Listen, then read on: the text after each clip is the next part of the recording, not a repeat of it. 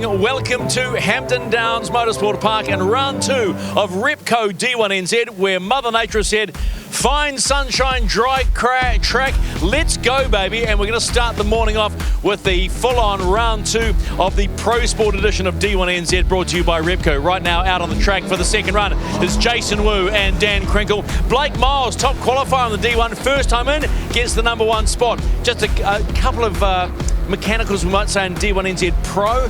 Both Pullenbury brothers went out for practice. Both have done their box. Their gearbox is gone. Don't know how that's going to go for later on the day. Cody did his box last night in practice and qualifying, which is why he qualified right down the track. So there's a lot going on today. But what's more important, let's get busy and let's get going with D1NZ Pro. Morning, Steve. Good morning, good morning. How are we all? Hello, Tony G. Welcome along. Good morning. So a much better morning this morning than it was yesterday, Steve. Oh, that's an interesting one. Maybe stop and pull over because you're just dragging a cone. Here we are. I think that's Jason Wu, isn't it? So that's Jason Wu, who's, of course, we're used to seeing driving the S14 by Drift Academy. He's now campaigning the Eurofighter. Oh, a long drag back to pit lane for Jason in that cone. Well, at least there's no tyre wear. There he goes. Oh, no. I thought he'd dispatched it, but... Trying. It's the first one of the morning for you, Steve, smoking cones. That one there's literally... Well, welcome along if you are joining us on the world of Facebook. Of course, tell us where you're from. Well, this is the Repco D1NZ National Drifting Championship Series, round number 2 here at Hampton Downs Motorsport Park, part of round 7 of the Super Sprint Motorsport New Zealand Championship. Well, the weather conditions, Tony G, they are looking substantially better than yesterday. Yeah, 20 degrees the high, 13 degrees the low. Bit of cone work going on out there on Jason Wu's BMW. Some great shots coming from George and the Inspire You media team. Oh, he's picked up more than one as well. Oh, golly. So, Jason Wu, he's one of your favourite sort of pro sport drivers, isn't it? I absolutely love Jason. I think he's great. He's... He has been, actually, who cares about us? Stephen McIver, what's going on down in the pits, my friend? Someone was yelling at me as the crew went out. There was some suggestion that the car may have been on fire, certain parts. Well, as you can see, there's a lot of water on the screen. We'll figure that one out and we'll wait for the judges to make their decision and have a quick chat to the winner of this run.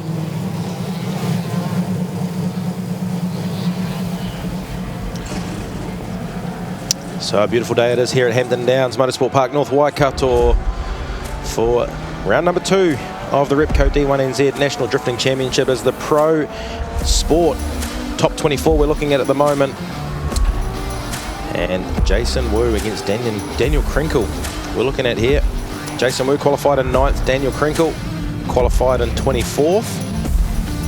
And the winner of this battle will go up against Justin Patterson. This is on the left-hand side of the tree. We'll take a look at the tree very soon. And number 1 qualifier, if you haven't been keeping up with the news, Steve, a brand new driver to D1NZ. Oh, sensational job they did yesterday. So Blake Miles and the CK Earth Movers, the red version.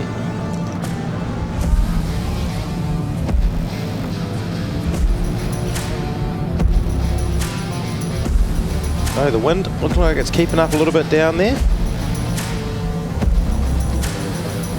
Let's get out of Steve McIver. Dan Krinkle, congratulations, get on through. That's a nice feeling. The hands went up, buddy. Oh, mate, it's awesome. We had so many car troubles yesterday, and to make the top 16 now is just the best thing ever. Talk to me about this track. It looks pretty wild. Well, a lot of changeable conditions makes it really hard and limited practice with a broken car, but I guess you just got to send it and hope for the best. Mate, that sounded like a weather report. Go get them in the next round. Cheers, mate. Thanks very much. So there he is, Daniel Krinkle picking up the win against Jason Wu. Like I say, going through on the left-hand side of the tree to battle Justin Patterson in the top 16. Next up, we will have Daniel Caldwell up against Aaron Habib. So just to the right-hand side of our shot, of course, out on the track there, that's where the cars scrub, and then you'll see them head out onto the side-by-side down the straight. So just where the orange barriers are down the back of the track, that's where you'll see all the cars scrub for the Pro Sport. I'm not sure about Pro. I think they might be exactly the same as they head back out onto the track. I just don't know. They look like they're running some pretty heavy tyre pressures because they are just really twitchy. So, I mean, obviously qualifying and testing yesterday, a lot of wet surface underfoot, not a lot of grip out there on the Hampton Downs Club circuit for these guys. And then, like you say, if they've got a lot of pressure, do you think that's sort of some sort of throw towards them having not a lot of grip yesterday and they're used to the car not having a lot of grip around here, so they're running higher tyre pressures? It probably is. It's probably just taking a complete assumption, which you told me not to do yesterday. No, always assume. It's more fun. Easier to say sorry.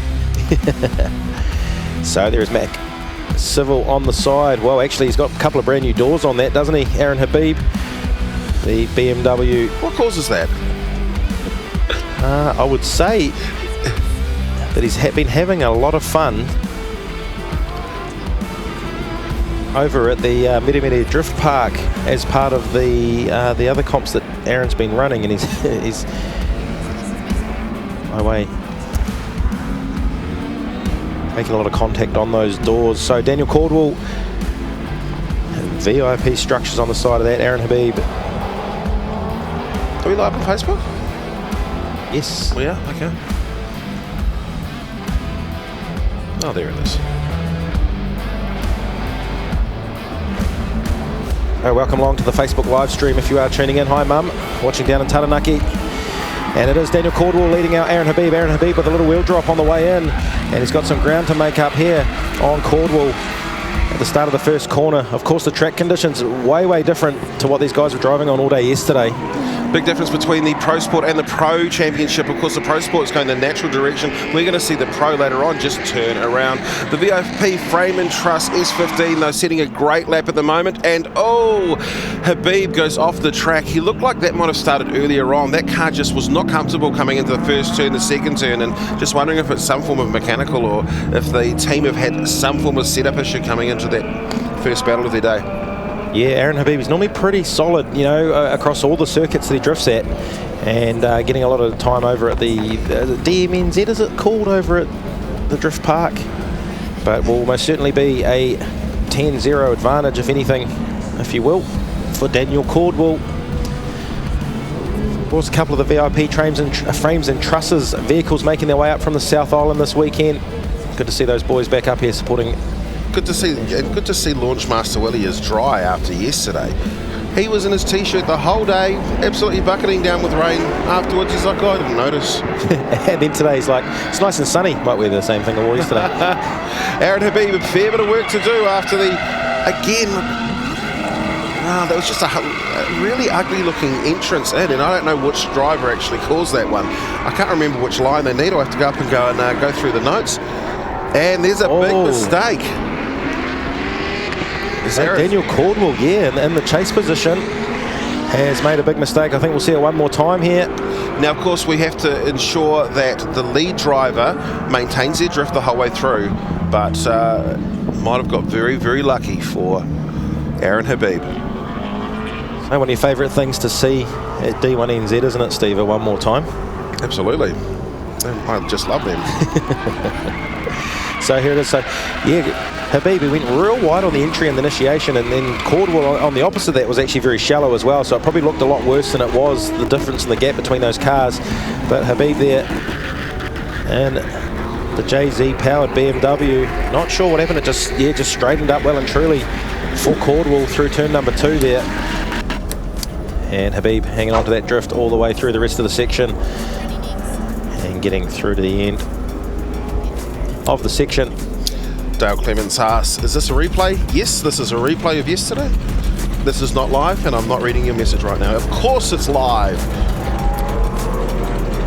Welcome along through all the other platforms that you're streaming through as well. It'll be the Repco New Zealand Facebook page. Well, what's it going to be? Beautiful lens flare. That might just be the glow coming off the amazing Stephen McIver. Look at him, what a stallion. I think he's just waiting. He's like Steve is just saying, tell me who won.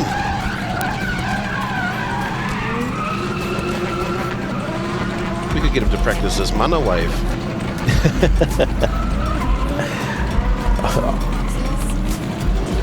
While we take a look out on tracks, a couple of scrubs cars coming in. It is the JZ powered S15 of Zach Zayden.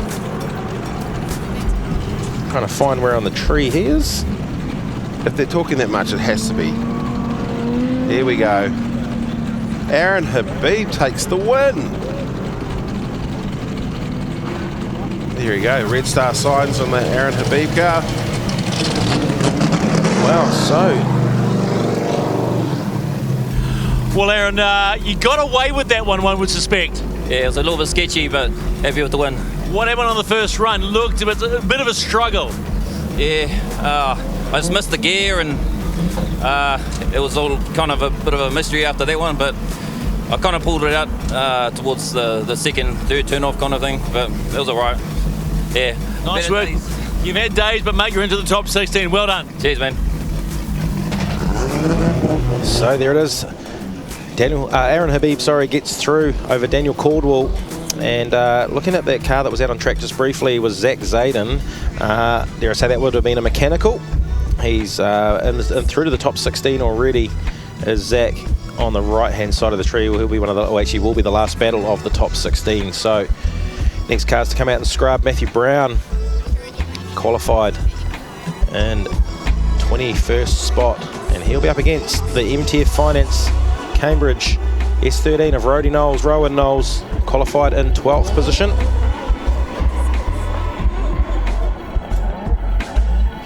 Brown scrubbing up in that scrub box.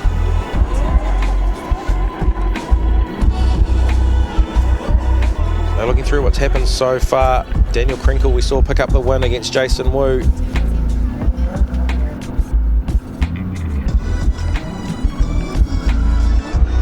And we've got Young Drift out there. This is the first battle on the left-hand side of the tree, Steve. Sorry, I'm misreading. So that's Braden Mayer that's scrubbed up before Dean Young. It's all right.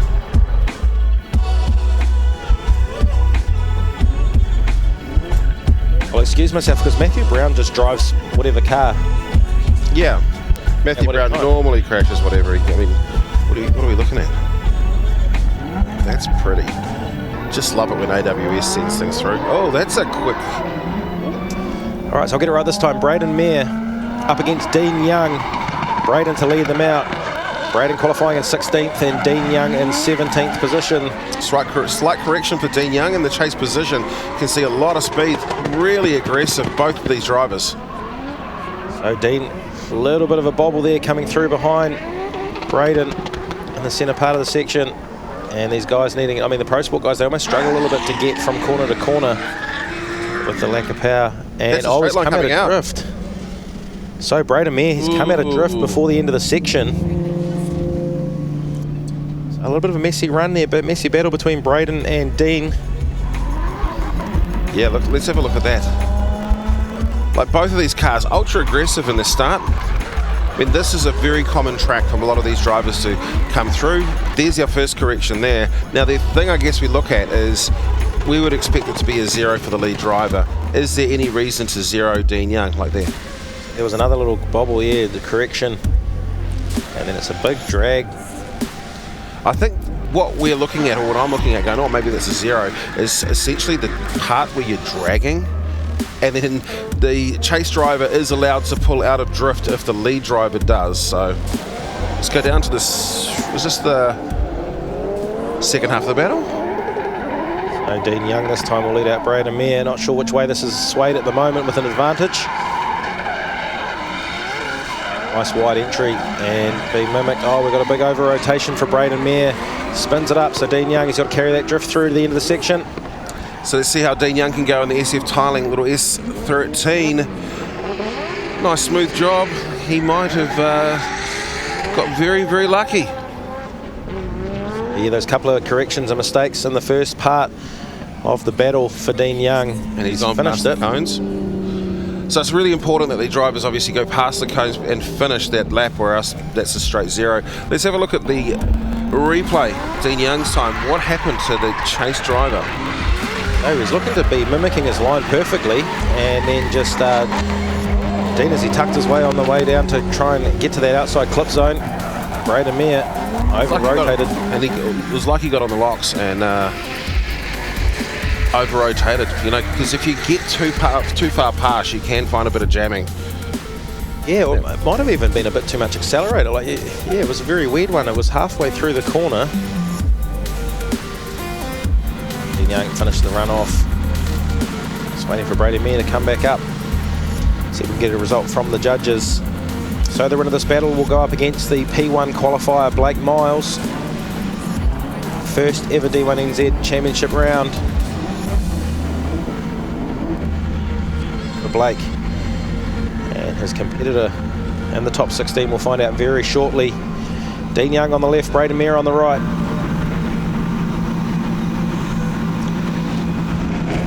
Straight victory goes through to Dean Young. Well, Dean, took you a while to get there, but... You got there in the end. I'm just super stoked to be able to make it through.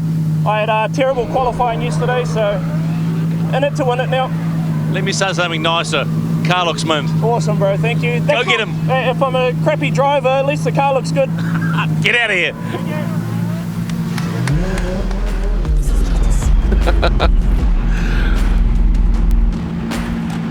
So Dean Young stoked to get through the top 16. I think we need to have a chat to Dean about self-confidence.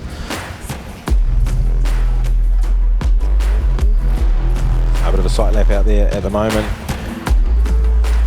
This time I'll get it right. Matty Brown and Rody Knowles, the next two cars out on screen.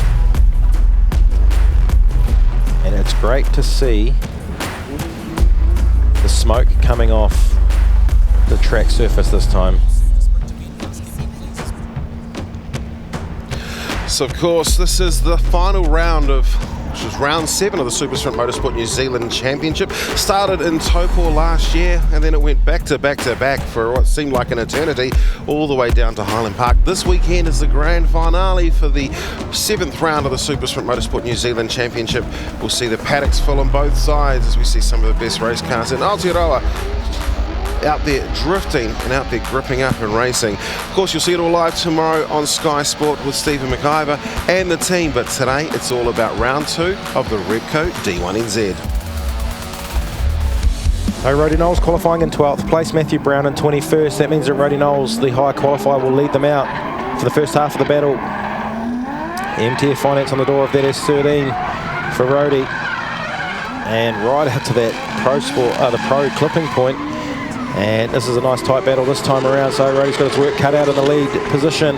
Matthew Brown right on the bumper, and that's a mistake. Oh, big.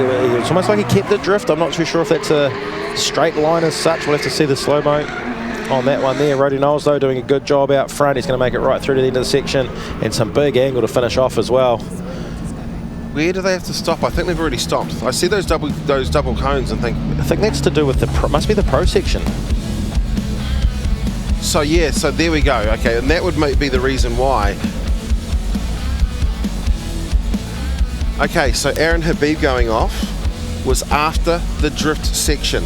Ah. Okay, so we looked at the cones and we've actually got to move our commentary back a little bit. So the reason why, so the people on Facebook, and this is how we look after the judges as well, and thank you very much. I just messaged the team and Joel Counter said, Steve, Aaron went off after the drift section. So the cones that are there are actually the initiation point for pro, which is in the opposite direction. We'll see them a little bit later on.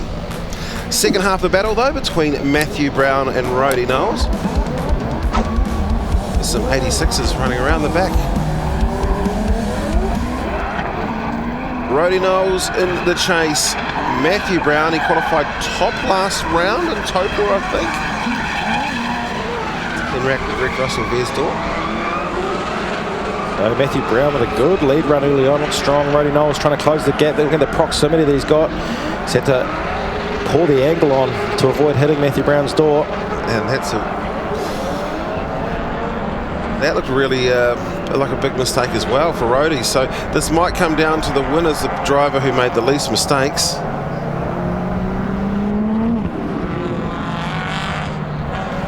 Few areas of concern, I guess, to watch.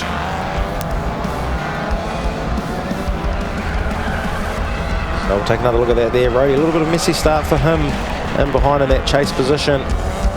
And lots of angle and smoke from Matty Brown up front. Rody there, he's to pour on the angle as the proximity closed right up there to avoid hitting the passenger side of Matthew Brown's car. And then Matthew just powering off. There. And there was no smoke coming off the back end. There's the cone just there, Steve. That's the end of the section. So, a hard one to sort of work out on this, but I'm starting to lean towards a 0. That might have been a 0 for Rody.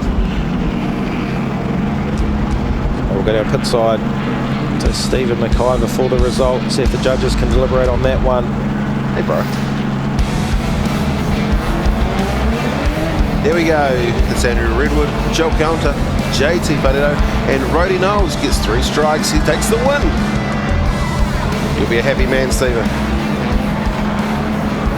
We're going the yellow, mate. We're going yellow. Sorry if I'm a bit slow on the game, folks. It's a bit noisy down here. Hey, Rody, this must feel good. Yeah, no, it's awesome, mate. We had a really mixed bag yesterday, so I was stoked to get out there and lay down a solid lead run for Matt to chase, and yeah, hopefully we can take the top 16 a bit further. Yeah, does the MTF Yellow Submarine feel good? Yeah, mate, like honestly, MTF Cambridge, huge supporter of ours, and yeah, car's going really well, you know, like without Justin, naming rights sponsor, MTF Cambridge wouldn't be here. See you in the 16. Thanks, brother. So Rody Knowles, he'll go through and be up against our P5 qualifier, but none other than the current championship points leader, Keisuke Nagashima. Rody Knowles, he's ever the professional, never forgets about any of his sponsors. That guy is one of the hardest working people in drift. Zombie Land, he'll want their names mentioned too. There you go, Rody. Just like that. Bit of a crowd brewing. Curtis Lilly, he's moving into position.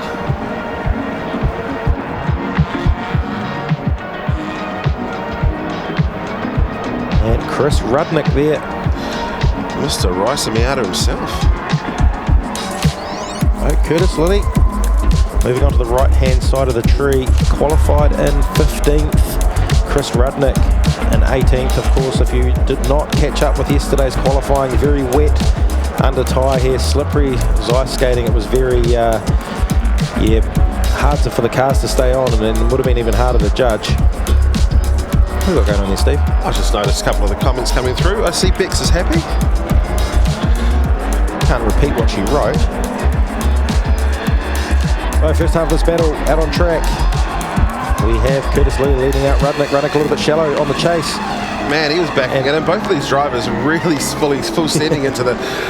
That was definitely a wheel drop. You could see that, unless... Another one there as well, very messy. That's definitely one as well. And an inside wheel drop from Rudnick there on the way through the centre part as well. So where do we think they finish? I think it's here. Right there to the inside cone, and there's a no-go zone there as well. And there's a couple of... So that is after the section that Rudnick's gone off there, to clarify where we thought Habib had gone off a little earlier. It looked like a reinitiation from Curtis Lilly in the first corner as well. We'll check that out. This somewhat messy Pro Sport battle between Rudnick and Lilly. So nice aggressive start for Curtis, and then just almost straightened up, just a big grab of the handbrake for reinitiation, and then from there on there's a wheel drop there. Rudnick sort of tentatively keeping in drift behind him and holding on to the drift through the rest of the part there as well. Nice and wide through the final corner though, Curtis Lilly. And yes, well after the section that Rudnick went off.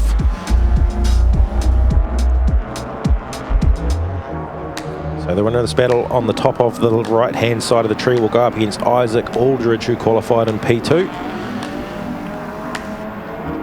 The top 16 battles. That good shot, of course. Double duties here this weekend at Hampton Downs Motorsport Park. Got the Super Sprint round number 7 happening in the background, those 86s, but out on the club circuit, Chris Rudnick now leads off Curtis Lilly.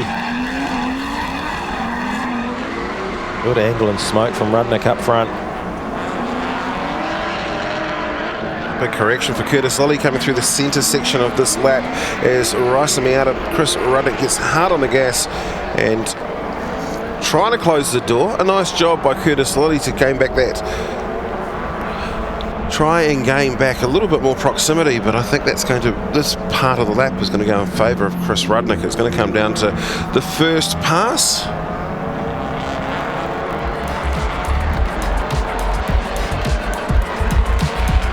As we watch these two drivers come through, this is a replay of the second half of their battle thanks to Dale ITM. And this is a point here where, yeah, hard on the handbrake. A big pull through for Curtis Lilly. The car just sort of squared up. Dives back down again. And so by that stage, yeah, they're already out of the zone, aren't they? Handbank, yes, I believe that is James Dudley's car that Rudnick is driving.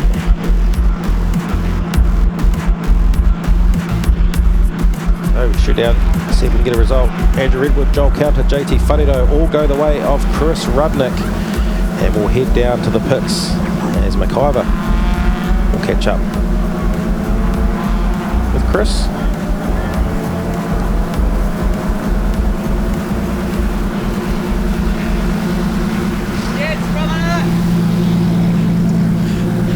Hey Chris, how are you, man? Thanks for putting the window down, by the way. Yeah, of course.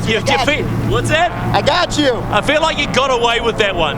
Well, so I kind of like went way too fast at the beginning. I thought we were going to enter a little faster, and then I was like, oh God, pedal back, but I thought my lead run was really clean, it was really smooth, so I was pretty confident in it just because when he led, he straightened out a little bit, so I knew as long as I did a good lead, I would be okay.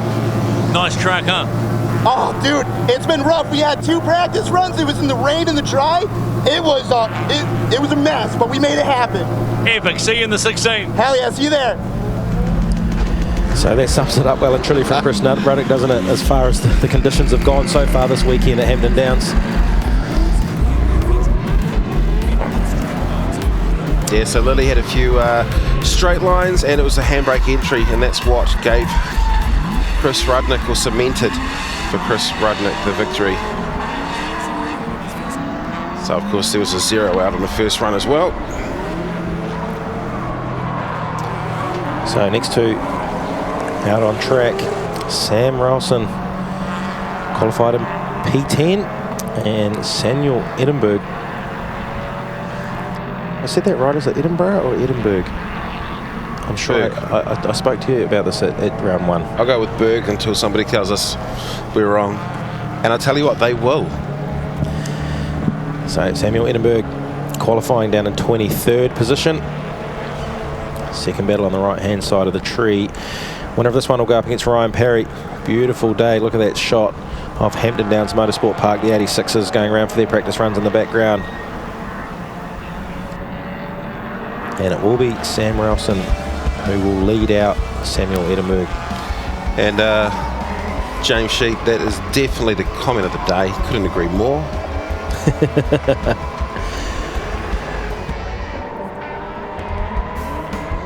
Never mind the heart reacts. Let's get those caring, the hugging heart reacts for Steve the Mary. Nah, angry reacts.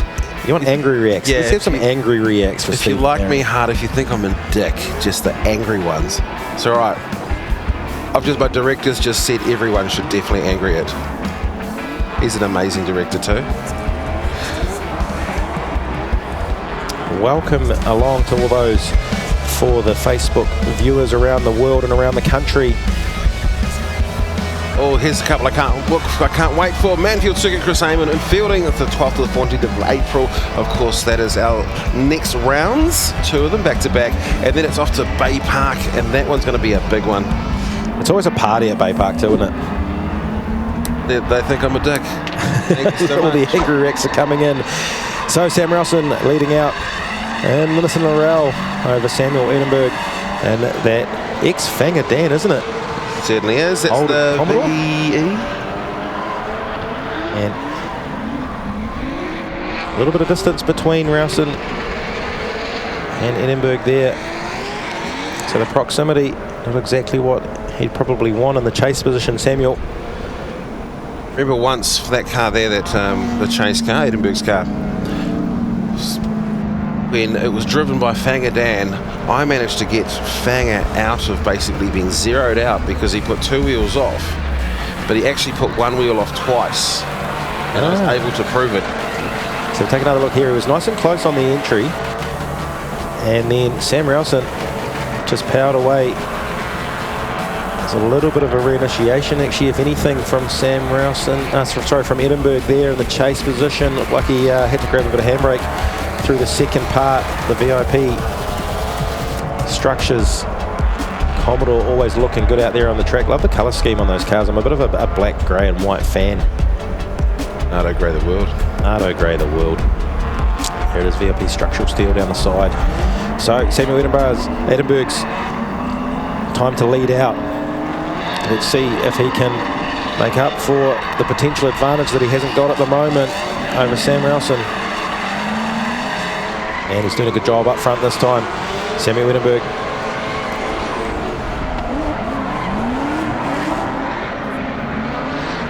Wide to get to that clipping point, just overruns over the ripple strips a little there. Gives Sam Rowson a chance to close that proximity right up, coming into the final corner. So they come through to end the section. So it was the lead run that he was looking for. Samuel Edinburgh. Has Sam Rowson done enough in the chase position to hold on to what I think might have been an advantage the way of Sam Rowson, that is, not Samuel Edinburgh. I may have mentioned, goes through to take on Ryan Parry, who qualified in 7th place. George looks like he wants to go and chase down some circuit cars. Well, the crowd's certainly starting to build out here in the club circuit as we see them side by side. Which direction is it going to go?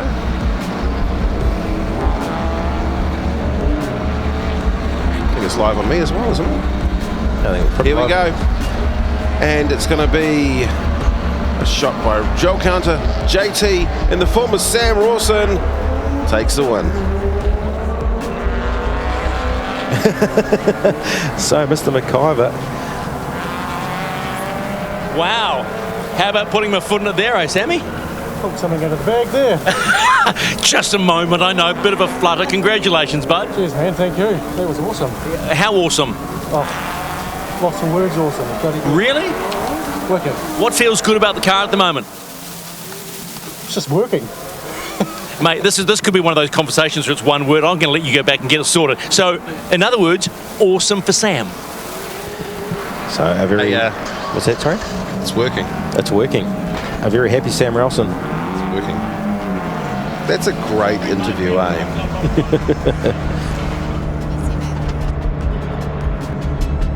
Is this the rookie?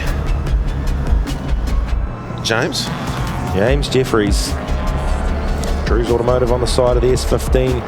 Because somewhat close to 1,000 horsepower, I believe. Bullet RB34. Yeah, that's right, it certainly is. It is the rookie, James Jeffries. Aidan Daly up there. RB25. See, that's the Jeffries, he took that down. He's 1,000 horsepower. I'm pretty sure he's 1,000 horsepower, yeah. He's just gone, I'm in pro sport still, and maybe just need to keep it down below that 1,000 horsepower. It's lying through his teeth. It's like Bruce Tannock when he won the... because Bruce Tannock, of course, is a pro sport champion. Yes. Won it in 1963, I think it was. He's going to smack me when he sees me, and I'll deserve it. So Aidan Daly qualified in 14th, and we've got James Jeffries who qualified in 19th, meaning that Aidan will lead them out for the first half of their battle. Still in the top 24 here on the right-hand side of the battle tree, and the D1NZ Pro Sport Championship. So much angle for Jeffries. Oh, that's not what you're meant to do, rookie. So, don't get yourself stuck out there. All right, lead car, his job to maintain his drift. He has to finish his run. And that bonnet actually looks like it's a little bit loose, so needs to be very careful. That doesn't fly up. I'm not sure if it's just the way the bonnet pins are mounted, but you can see the bonnet bouncing around a little bit there. Getting a bit of air underneath. He's beached as, bro. It's heaps beached. Oh, rookie. So it was a nice aggressive big angle initiation. I think he should just get rid of the turbo.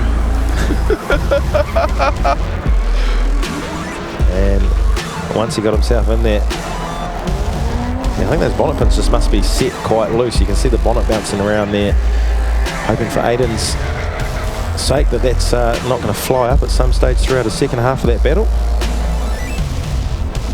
And makes it all the way through to finish off the run. So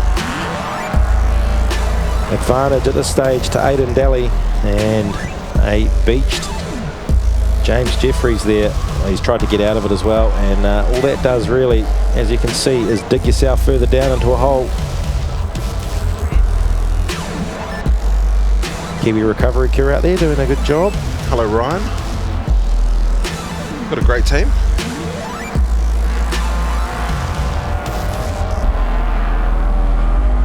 Lucifer on the plate of James Jeffries. He needs to get that plate rookie.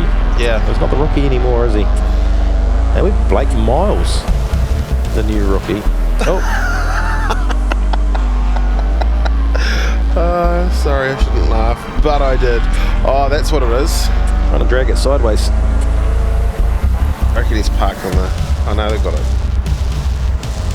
So welcome along to the live stream once again. If you are around the world, let us know where you are tuning in from, and from around the country as well.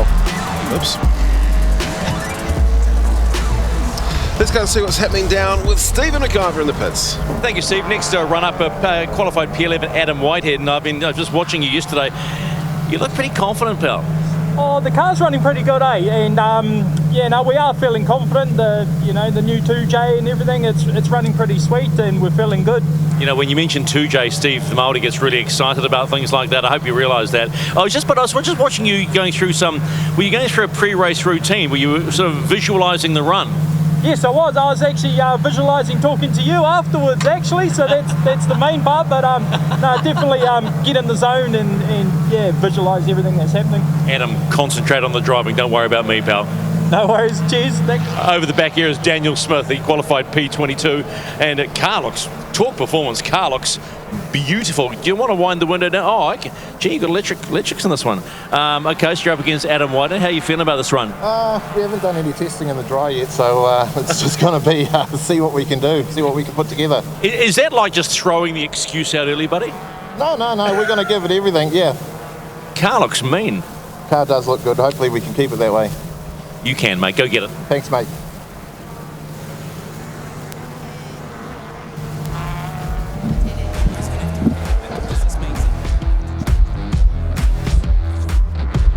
The recovery crew getting James Jeffries' car out of the caddy litter there. Oh, Daniel Smith, he's just such a character. We absolutely love him. He's been part of the team here forever. As long as I've been around, he has been too. And here goes the OCD of our amazing drone operator. Inspire you, it's the mighty George, taking care of everything, as George always does.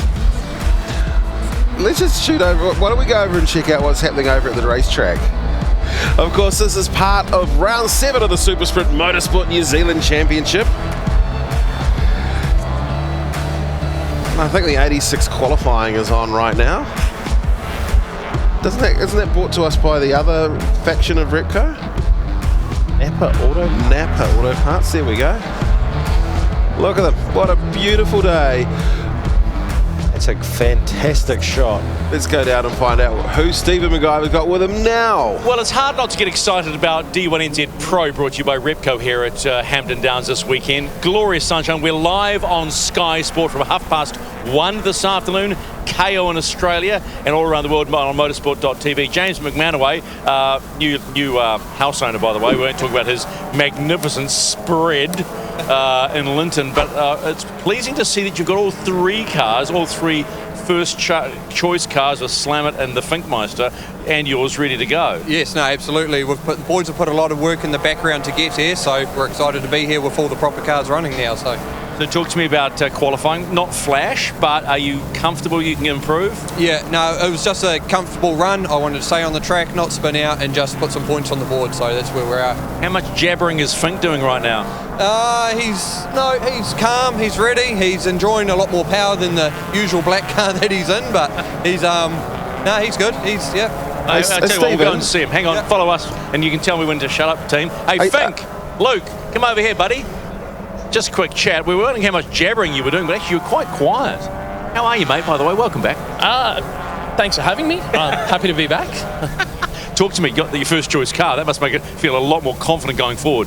Yeah, we're having a few dramas, but it wouldn't be... come on, really? It wouldn't be racing without dramas, so we've chewed up a couple of power steering pumps for whatever reason. The boys say I'm hard on the gear, but I don't know, I think... Well, maybe you are.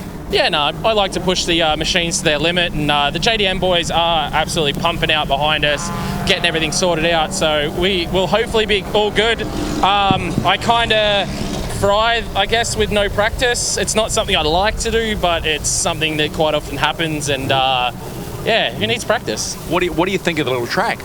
It's a great track. I actually really like it in reverse. I've driven it the normal way in the wet on Drift Week in an absolute monster IS200, which I think made about 80 horsepower. And yeah, it was fun, but backwards is definitely the jam. I hear the flow is good. Like nice flow once you get going. Love a good flow. Love a good flow. Where's Jeremy Slammit? Slammit over here. Bonjour, baby. Come on over here. Thanks, mate. We're just talking, we might as well go through the whole JDM crew, mate. Car feeling good? Yeah, car's feeling very good. Well, we had some worse day before, but yeah, this weekend seems to be all right.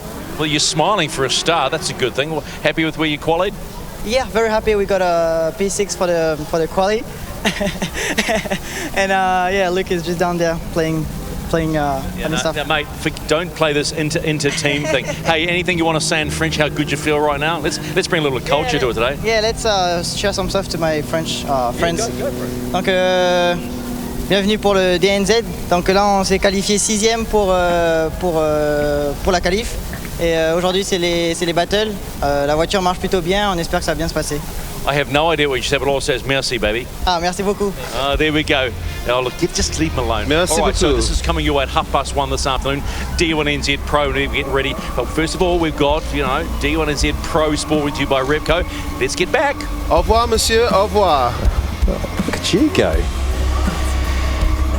So Adam Whitehead scrubs up in the box. Obviously, a big shout out to anyone watching from Mondor, Nouvelle-Calédonie, watching their man Jeremy Slammit. So a big bonjour to you.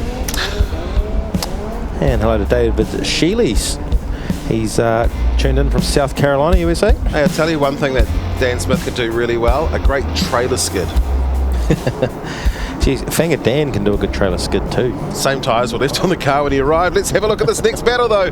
It is the Plan B of Adam Whitehead. Going to get chased down by Digger Dan. Dan Smith, Talk Performance. Adam Whitehead from out of Hawke's Bay, not the real bay. Well done. Out. Lots of smoke, and he's looking really good in the lead position, although Daniel Smith in behind as well, doing a good job in the chase as well. And this is such a flowing track. It is great to watch. And that's their finishing area there. So now you can drive off the track at that point like Aaron Habib and not get in trouble. Fast. Lots of speed now. It's nice and dry. Yesterday was horrid, and you can just see. I mean, these guys are doing everything they can not to do backies into the first turn, because that's what most of them try to do. Yeah, you come to like a Matsuri or a Drift Force day, and normally you see them just throwing it hard into that first corner.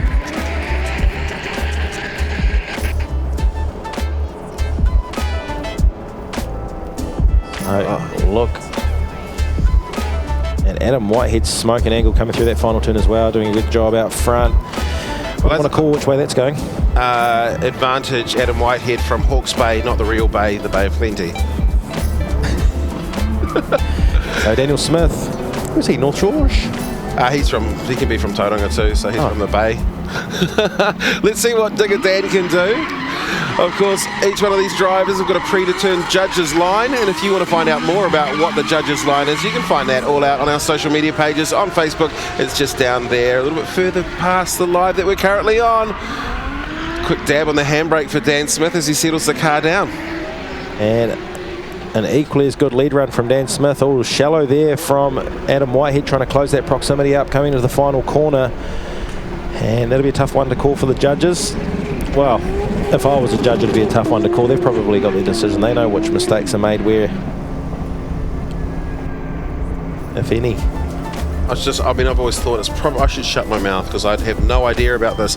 And then I realised that in the last 10 or 12 years, there is not one of those judges has seen more D1NZ drifting than I have, because I've sat there and commentated the live. So I am always right.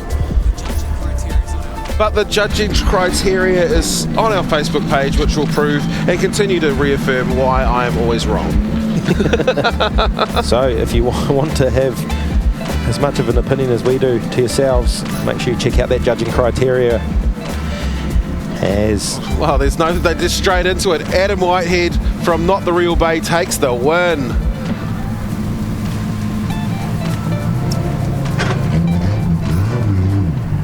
Do you think I have to work on my winner's moments? You might have to give it a little bit more pizzazz or something, but yeah, no, that was awesome. Daniel Smith's a great driver, eh? So I knew I had to put on something brilliant. So yeah, here we are.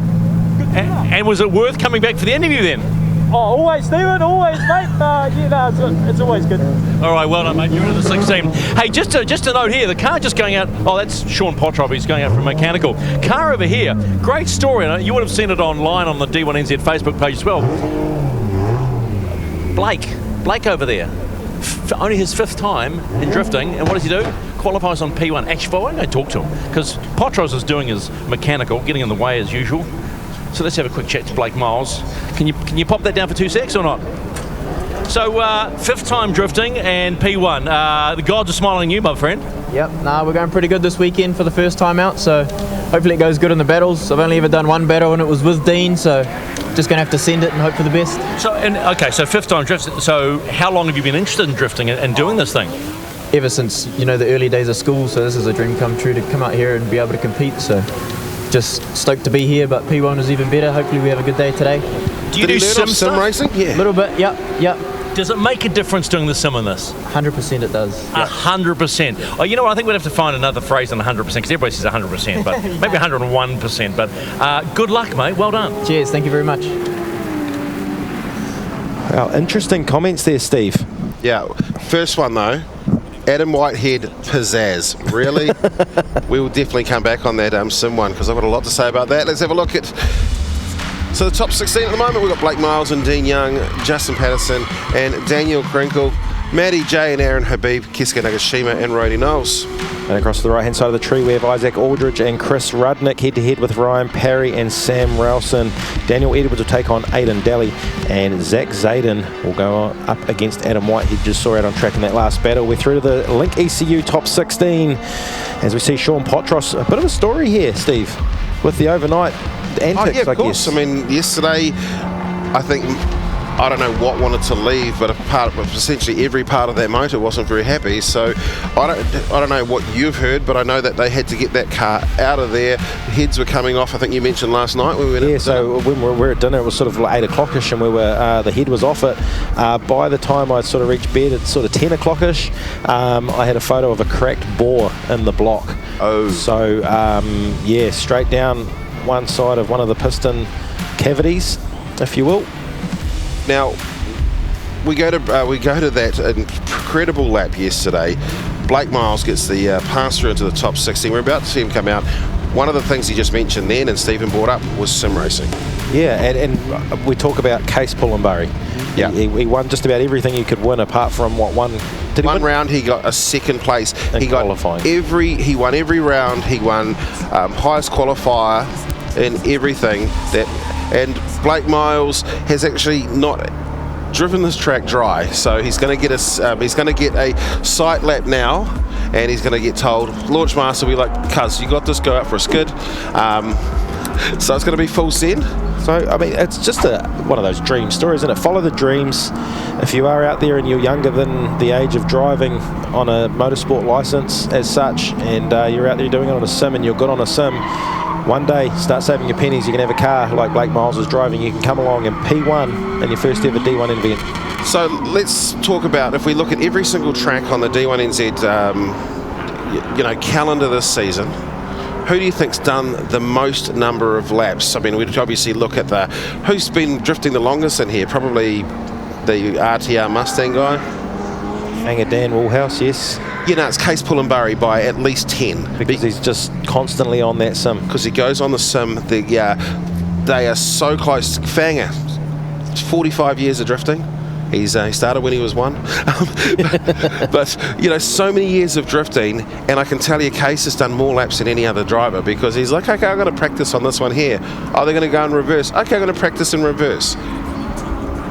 So as we see your P1 qualifier, Blake Miles scrubbing up in the box. Talking about one box, there's another box right now. So this is the cool box, isn't it? Yeah, we've got cool signs. Yeah. Hi everyone out there in Facebook land. Mum, if you're still watching, g'day. And we'll take a quick moment to acknowledge Steve's sign as well. Thanks to Barclay Engravers. Apart from that extension cord that's getting in the way. So no, it's great to be here, of course. Hampton Downs, this is round 2 of the Repco D1NZ National Drifting Championship. We're ready for our next battle of the day, and that is in the Link ECU Top 16. We've got Blake Miles, our top qualifier, going up against Young Drift. It is Dean Young in the SF Tiling S13. Miles, he's so fresh he doesn't even have a picture. But he does have a picture, the same as Chris Rudnick's. All right, our lead qualifier, our top qualifier or the higher qualifier will always lead the first lap. So he's only ever battled Dean outside of competition, and only once. So doing a good job out front as well, Blake Miles. Dean Young needs to keep up with him, keep the proximity there.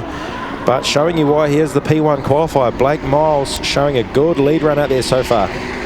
As they come through into the final part of this section, Dean really trying to close up that gap. Good proximity to come through to finish. That one's probably I'd almost look at a bit of 50-50. It was a good lead, it was a good chase. We'll get another look at it thanks to Dale ITM. And that big throw in there. So Dean Young, look at that, trying to get right up on the door of Blake Miles. And what he essentially done in the first corner has got himself lacking a little bit. So not as much angle as Blake up front, but doing a good job to close that proximity back up by the mid part of the section. Comes through to finish, and that's the point there where they just maintain that momentum. A lot of it's about holding your composure. I mean, you know that the car is going to eventually get back if you're on the certain arc. You don't want to go up and shallow up to going up straight back. Second half of the battle now, and it is the SF Tiling Young Drift Dean Young who will lead them out. So a nice big aggressive entry from Dean Young there. He's done plenty of laps around this place in all the recreational drifting days. And Blake Miles hanging back a little bit. He's going to have to get a lot of battle practice to get that proximity closed right up for some tighter battles later on. And they both come through. And watching through, you almost think they're going to head directly for the infield, but no, just hold the lock, plant the foot, and off you go. Almost hacks, isn't it, with the amount of angle that they get? So, nice tight battle to call here. We'll take a look at the replay, thanks to Dale ITM, of the second half of this run. Two good-looking cars. Two good-looking drivers. Dean Young he's beautiful. He got his looks off his sisters. Hello to Nicole and Leonie. Good call. Dad would say it came off him, but Mum knows. Here we go. Which direction is it going to go? Will it go Blake Miles? Is it going to be Young Drift? Stephen McIver's waiting to be told.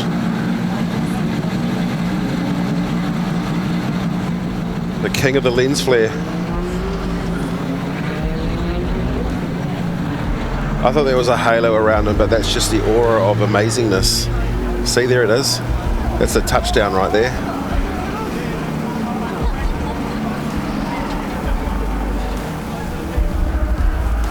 I'll use that word for the first time today. I'm sure plenty of deliberation happening upstairs with the judges. It was nice and close, but it's gone to Dean Young. Got to say, mate, that chase on the first run probably gave you the win, huh? Oh, it was pretty cool. I'm not complaining. Blake's an awesome driver, man. Out of nowhere, right? Out of nowhere. I think he might have got lost in the smoke on his chase run, yeah? Oh, up the high flies. That's for you, Guy Maxwell. Up the high flies, brother. I got no idea what the hell you're talking about, but you're into the 8. We're there, man. Get out of here. I'll take it. So Dean Young through to the top 16. And sorry, takes the first win in the top 16. Through to the top 8 goes Dean Young. And Blake Miles, a bit of an upset, if you will. The P1 qualifier knocked out in the top 16. Next out on track, though, we have your P8 qualifier, Justin Patterson, up against Daniel Krinkle. So Daniel Krinkle, whatever you do, do not drive like the rookie did. Drive like you've got a 2J, not a RB34. There is the second of the MTF Finance Cambridge cars, Justin Patterson. Relatively new to drifting as well. He's only been doing it a couple of years. That car coming from Taranaki. And he has taken an extreme liking to drifting for sure.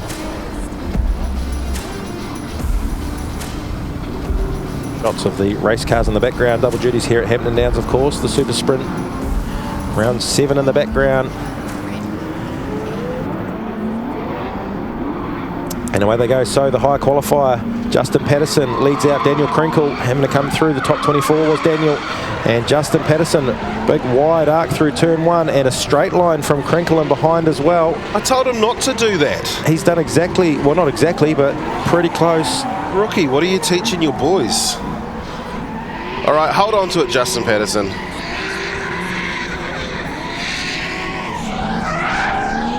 Justin sends it on through the rest of the section.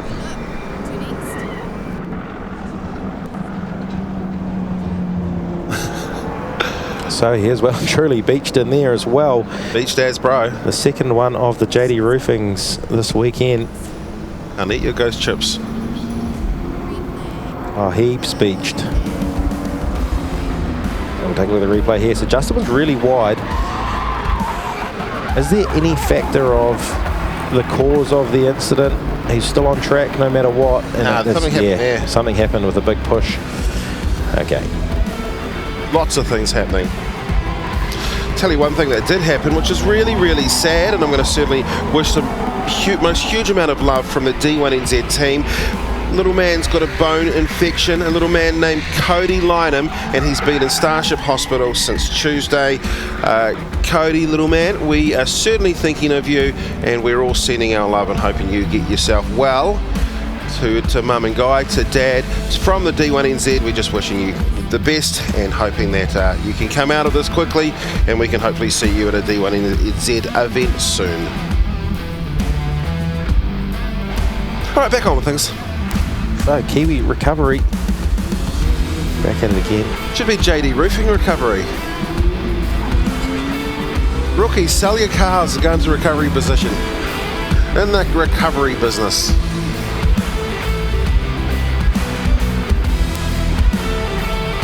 No. Justin Patterson with a big advantage after the first half of this battle. Oh, the pits are the pits. Tell you what, that JDM Racing gazebo looks fantastic. I tell you what, that half of that R32 also looks very pretty. Only half of it. What's Stephen got down there? Stephen, come and tell us what's going on in the pits. Well, Dan Edwards is up in the top 16 against Aidan Daly, if I'm correct. You hit the wall this morning, was it? Yeah, quite badly. Yeah, I understand, but there's a lot of positive signs going on behind us. We're getting there. We've got a little bit left to do, so I'm just hoping on the boys, but they're going hard. How much damage did you do? Wait a come over here. I'm not going to bite your head off, mate. No, I ripped out the whole lower arm of the car. All the casters, just the caster arms all gone. but crossing fingers, right? The boys they look confident. Yeah, they do look confident. We've got hopefully just bolt the wheels on, line it up, and we're on. There's a lot of people looking like they work for the Ministry of Transport hanging on their shovels as well. So that's all about, that's confidence. Hey, stop that. Get back there. Hey, good luck to get out there, right? Yeah, cheers, mate. Thanks. There you go. It's all going on in the pits here. Oh man, I hope it's not the Waka Kotahis. They'll take it. We'll get in trouble. I don't want to get cancelled. Let's just see in the cars. So, second half of the battle between Daniel Krinkle and Justin Patterson. And Krinkle will lead out Patterson for the second half, and Justin can be fairly conservative in the chase position, and there's a big straight line, and he's got big problems with that car. He's done exactly the same thing. So Patterson, having been the chase car, does he still have to finish being the chase position? Nope, he doesn't. So the answer is yes, 100% he does, but he's already got a 10-0 advantage after the last one, so basically it's like 20-0. 20-0? Yeah, what I'm saying is, of course, is after the first half of the battle, he was at a 10-0 advantage. If he had a zeroed out that run, he's still at a 10-0 advantage. But check it out on the side there. Fast lane spares, Link. It's almost a carbon copy, apart from the fact that it's a few metres to the right-hand side. Sort of right in between where James and himself did it the first time. Went from a carbon copy to a broken fiberglass copy. Boom, carbon jokes. Yeah, just terrible. But Justin comes through to finish. We'll make two very happy MTF Finance Cambridge drivers. Krinkle manages to drive away from that one again. And that will be the end of Krinkle's day. Justin Patterson goes through to take on Dean Young in the top 8 on the right-hand side of the tree. The tyres next the next round at Manfield. So we'll cross down to Stephen McIver. He'll be with Justin Patterson. Has to be the wins of Justin. You might as well just go and chat to him. Looks nice down there, Stephen. Don't have a result yet, lads, do we? It has to be. What? I'm not a judge, Steve. Haven't got a result yet, mate. Is it? I mean, I've been in the pits. Has to be. How'd you feel that second run went? I felt like a rookie, mate. An absolute rookie the whole time. What's going on? Oh, just probably a lack of practice and probably left a bit of talent at home. Mate, I know that feeling. Yeah. All right, well, just hang on for the result, okay? Awesome, brother. All right.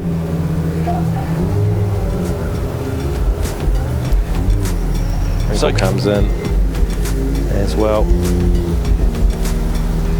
Oh, okay. We've got a result, have we? Fantastic. Let me guess, was it Krinkle? Oh, no.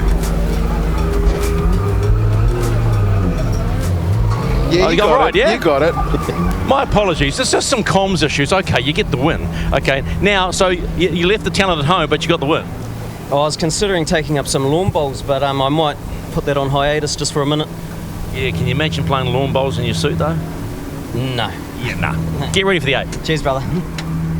But if you guys want to get behind a lawn bowls match between Rody Knowles and Justin Patterson at a Rotorua Lawn Bowling Club, we could make that happen. And whoever loses, I don't know, they could raise some money or something, and then whoever loses has to do it in their suit. Make it happen. I think the last time someone said make it happen to me, something's happening. I don't even want to know. It's in the way of a New Zealand multi-stock car team. Up the lawn bowls, AJ Christensen, we agree. Wow. Actually, Rhodey's a big fan of I Am Hope, so maybe we could raise some money for I Am Hope there. Next out on track, Matty J and the Psycho JZ. We could raise some money for David Hunter getting out of bed. He just sent me a Snapchat. He's just watching you on TV in bed. Get up, mate. Do the mahi. Then you can get here and actually race and drift.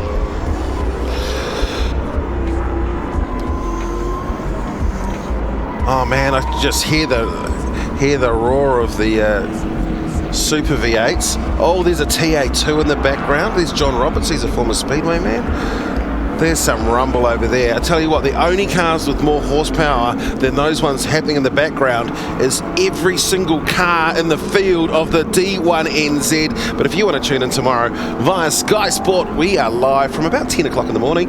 But you know, right now it's time to see Matty J and Aaron Habib. So Matty J was the highest qualifier out of these two. Aaron Habib having to come through the top 24, so Matty J leading them out. And the Psycho JZ powered S13, Habib and the JZ powered BMW in behind. And Matty J with a good finish in round number 1 as well.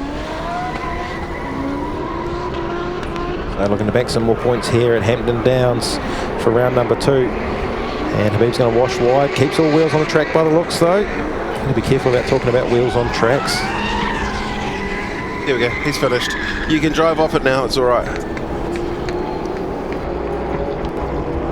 So good lead and a good chase for the first half of this battle. It is the top 16 of the Repco D1NZ National Drifting Championship, round number 2 here at Hampton Downs. Here it is.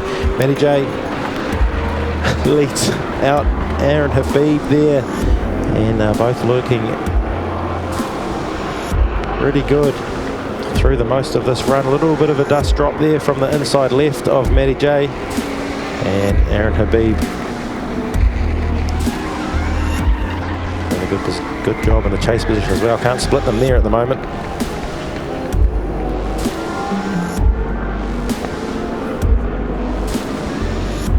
Shout out to the Leverage Watcom boys down in Christchurch watching along. They'll appreciate the lawn bowls talk. Look at that. Yeah, I'm sure Sparky would too. Is he watching as well? He is too. Daniel Sparky Gibbs. Hope you're well, mate. I'm just watching it. A young guy. He's using his dad's sim at the moment. He just loves wearing his race gear any opportunity he can get, little Blakey. Oh, that was your son.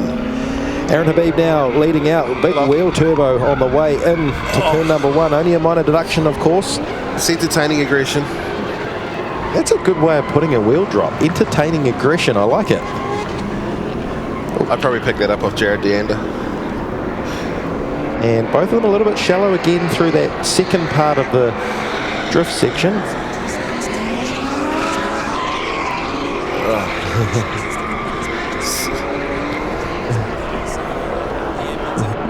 How's our admins going on social media as well? I mean, I think we've got some of the most cutthroat banter. I think if you're always watching live streams across Facebook, one of the best tongue-in-cheeks. Let's have a look at this. Look at that number plate. It's the Sultan of Brunei. Oh, yes, you're on form already this morning. Aaron Habib. So it's going to be hard to split the difference between these guys. And a little bit shallow for both of them again, just putting a slight wheel off through the inside. They both did it in the first run as well. Of course, the chase driver mimicking the lead driver. And Habib coming through in the centre part, staying away from that no-go zone on the end of the section, which is towards the inside of the track. I reckon we can make that stick, the Sultan of Brunei. The Brunei. He's actually spent a bit of time in Rotorua recently, Rotorua. Max Civil, normally on the side of the doors, got a couple of brand new ones on there looking for a result. Matty J and Aaron Habib. Aaron Habib grabs the win in the BMW. Will go down live with Steve McIver. The Sultan of Brunei takes the win.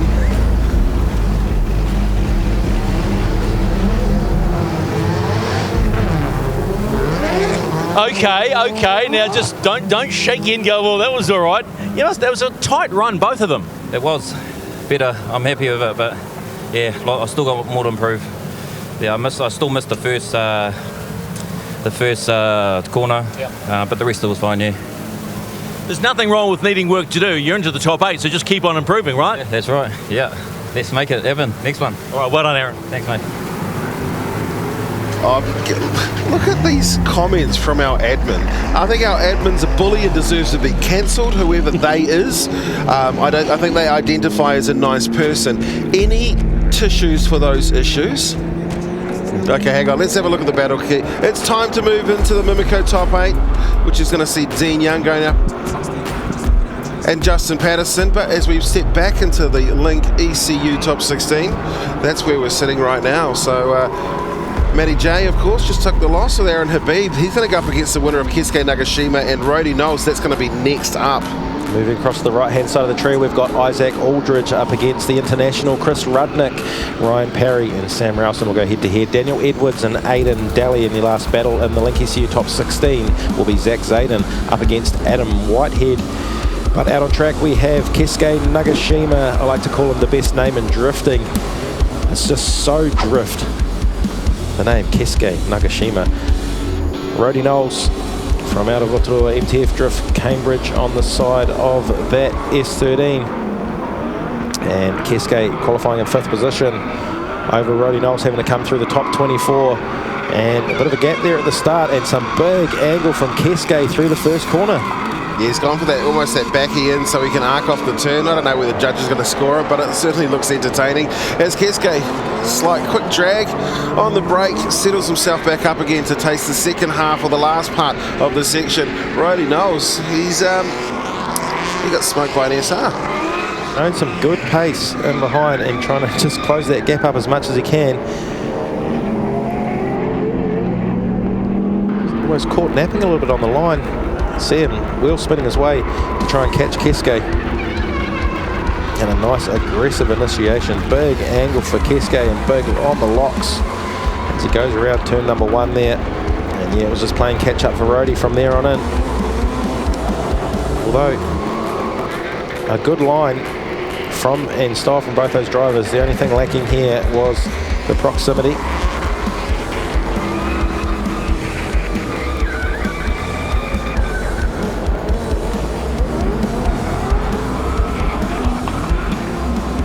So remember when people used to go to places and watch things with their own eyes? It was a beautiful thing. Knock knock, who's there? Keisuke Nagashima. Right into the second half of this battle, and it looked like a bit of contact there between Keisuke and Rody Knowles. Oh, big reinitiation from Keisuke in the chase position there, got himself all out of position, and Rody Knowles is doing a great job up front. So it'll be interesting if we can see if we can catch the first part of that corner. Certainly caught us out. Of course, welcome along if you are live down at the track in the pit lane there. The crowd's slowly building for round number 2 of the Repco D1NZ National Drifting Championship here at Hampton Downs, North Waikato. Here it is. All right, let's look probably for a few mistakes. So there it is, contact early on. Well done to Rody though to hold on. A lot of people would just accidentally throw it at that point there. I've seen it done in the past, most certainly. And then that was the big handbrake drag, which kind of looked like the car had straight lined a little bit. Unsure what the ruling is for the handbrake drag. I know they didn't want to see it, but because of the contact earlier on, I think that unsettled the car and made it that he wasn't able to actually get to that turn the way he did. So that's why he had to get on the drag. Let's see what they say as Oversteer TV enters the chat.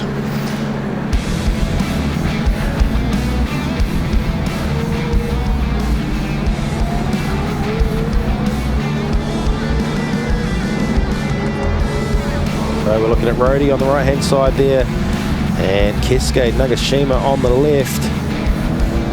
And the win goes to the MTF Finance Cambridge S13 of Rody Knowles. And we'll cross live to Stephen McIver with our winner, Rowan Knowles.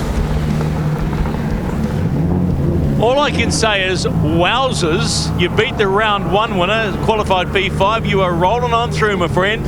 Yeah, mate. Hey, look, Keisuke is an amazing guy. He does a lot of drifting overseas and in New Zealand, up and down the country, and you know, it's a real privilege to be being on a door with him, you know. So yeah, thoroughly enjoyed that, and you know, love having battles with him. Is there a smile inside that helmet? I can't see it. Yeah, I've got big cheeks, mate, but you know, there's definitely a smile in here. Get going. All right, well done, Rody. So Rody Knowles will head on through to the Mimico top 8 to take on Aaron Habib. That's still on the right hand side of the tree. Dean Young and Justin Patterson up top there. Geez, interestingly enough, if Justin takes the win and Rody takes the win, we'll have an MTF on MTF top 4. That screams out Team DSR. Moving on to the right hand side of the tree now. Isaac Aldridge against our international Chris Rudnick. Isaac Aldridge in the BMW, new colour change. Looks suspiciously like Rody Knowles in that. Best I've ever seen Isaac Aldridge look. Uh-oh. And that's how you throw it away to Rudnick. Wow. Huge correction for Isaac Aldridge. A gap's formed between him, and you can see Rice Miata really trying to close it up. So Aldridge being the top qualifier out of the two. He qualified in P2. Okay, where has he gone? Oh no, he's right there. I almost thought that Chris Rudnick might have come off. We definitely want to have a look at what happened at the start of this lap. So you're thinking because the mistake from Aldridge to start the runoff created just the chain effect of mistakes or yeah, well, you look messiness? at like up here, so everything's fine, but then you can see that one, he's just had to reinitiate. Almost, I mean, they dragged him right out, and he's actually had to come off track. So has he created an unchaseable lead? I guess maybe, but this is the point that if you haven't created it, then you actually go back to advantage Isaac Aldridge. So tough one to call there from the judges. D1NZ didn't like my comment on the admin. He's always so fiery and the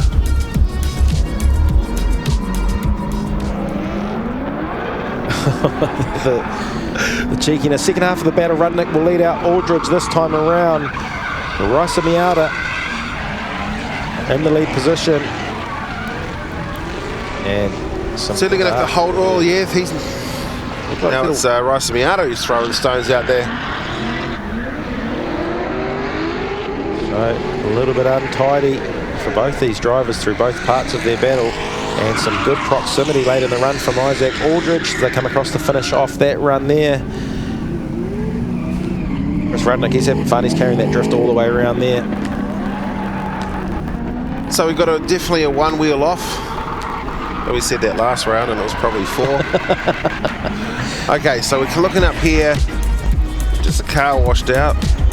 Threw a few stones at that point there and a cone.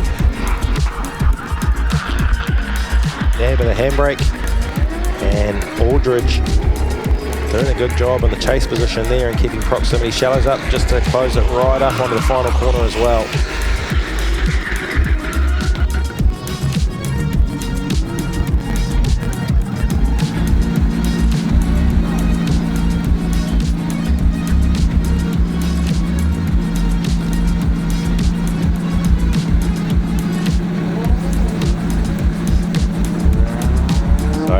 Isaac Aldridge on the right and Chris Rudnick on the left.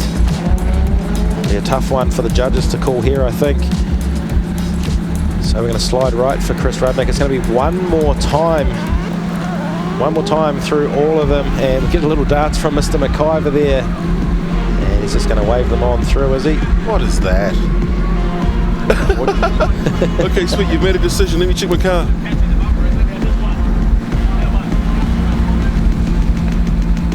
Some work to do. Now we just probably go fix your cars. Come on, put some fresh rubber on. Love a good OMT. Sorry, is there such thing as a good OMT? Oh, my opinion is not as strong as yours on one more time. So, you know, where it's due. Look at the pits there. It's slowly getting busier and busier. Welcome along if you are here live at the venue, Hampton Downs Motorsport Park, North Waikato, of course. Nice and tight down there, so we do appreciate if you are in and around the pit area to keep clear of those cars and crews working away on their hot cars. We hope you're enjoying the beautiful sunshine. I hope it's not too much wind. First time we've heard that this weekend or this week. Yeah.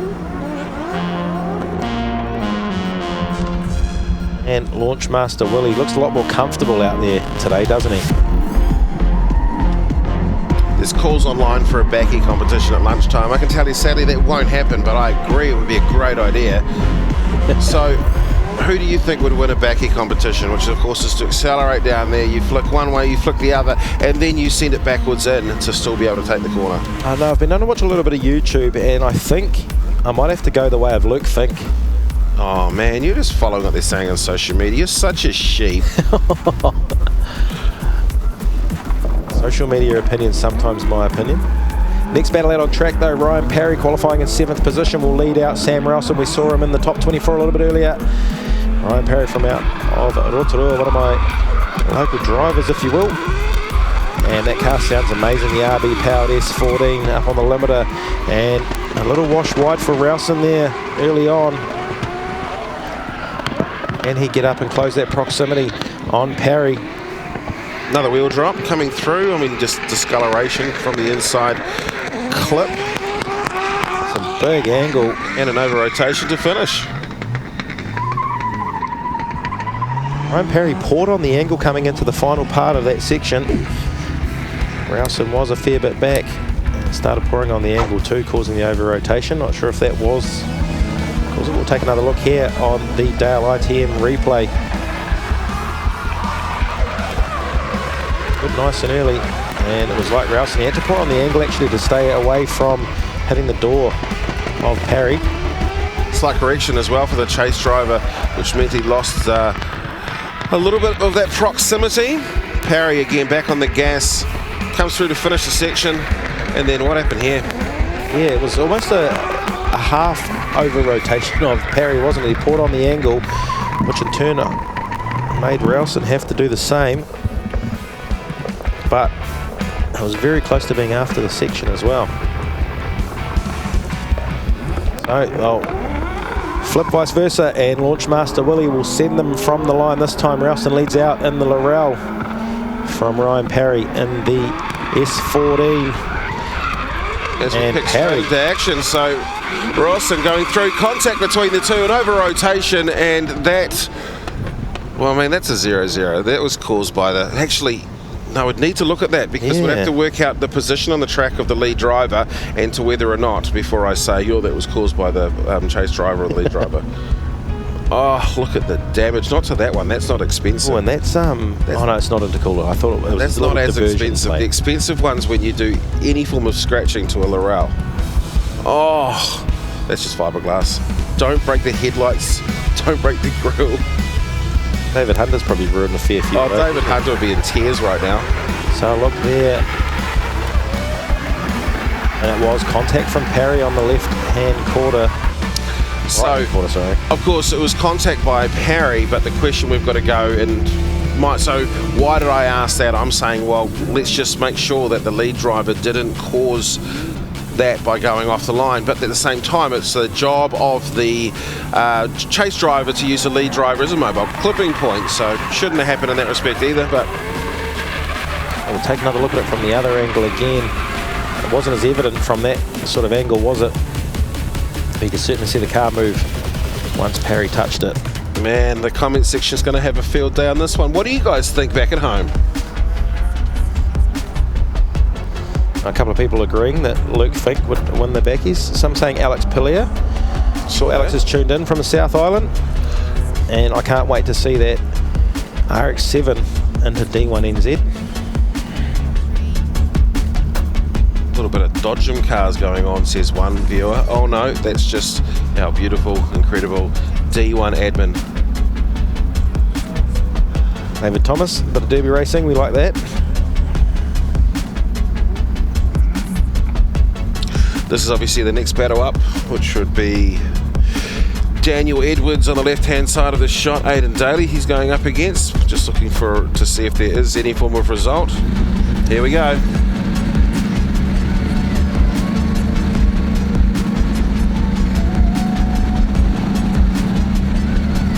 No, we are going one more time in the Ryan Parry Sam Rowson battle. Okay, so talking on that one, Rowson obviously over-rotated in the first battle, so that gives a 10-0 advantage. Oh look, there goes Rock Gilchrist. These things are fast. Somerset GT. It's a lot of dollars worth of vehicles, isn't it? Yeah, that was like 1.2 and the background million just drove past. Now, if we go back to the second half of the battle where we said Ryan Parry, or who had caused that, the judges agreed because the 10-0 was given the opposite direction, so therefore it was a 0-0, and that's what was sent through into the OMT. Daniel Edwards crashed into the wall right there and had some mahi to do. Yeah, we saw that interview. Ready to watch. Edwards, you know what that shot was? That was art. That was art. A little bit crooked across the front, but good to see him back out there. Horizon Tires on the door of Daniel Edwards, 180. And big shout out to amazing vision switcher Kazza. She's the most incredible vision switcher in the history of the world.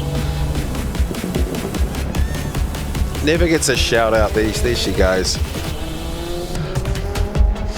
Aidan Daly leaves the line as well in his S14. Oh yeah, that bonnet just has to, you see the pins down on that. Man, just put some art on it. That's also art. So this time we're looking at is it a purple or a navy blue P on the side of the Reed and Harrison Performance one? It's blue. Every time I think royal blue we'll go with. Smash the P. Aruba, where's that? Watching from Aruba, Rubbing's Racing. Good thing is, both drivers will laugh about it. Let's have a look at the battle tree. One more time sitting down there for you, Steve. Yeah, just saw a couple of stains on the screen. You're right. Daniel Edwards and Aidan Daly, they're the next ones up from Zach Zyden and Adam Whitehead, and that will make up the top 8 of the Mimico top 8. Of course, Dean Young at the top at the moment before we go into the top 4 and then the finale, the final, where we will crown ourselves a round 2 champion, a round 2 winner.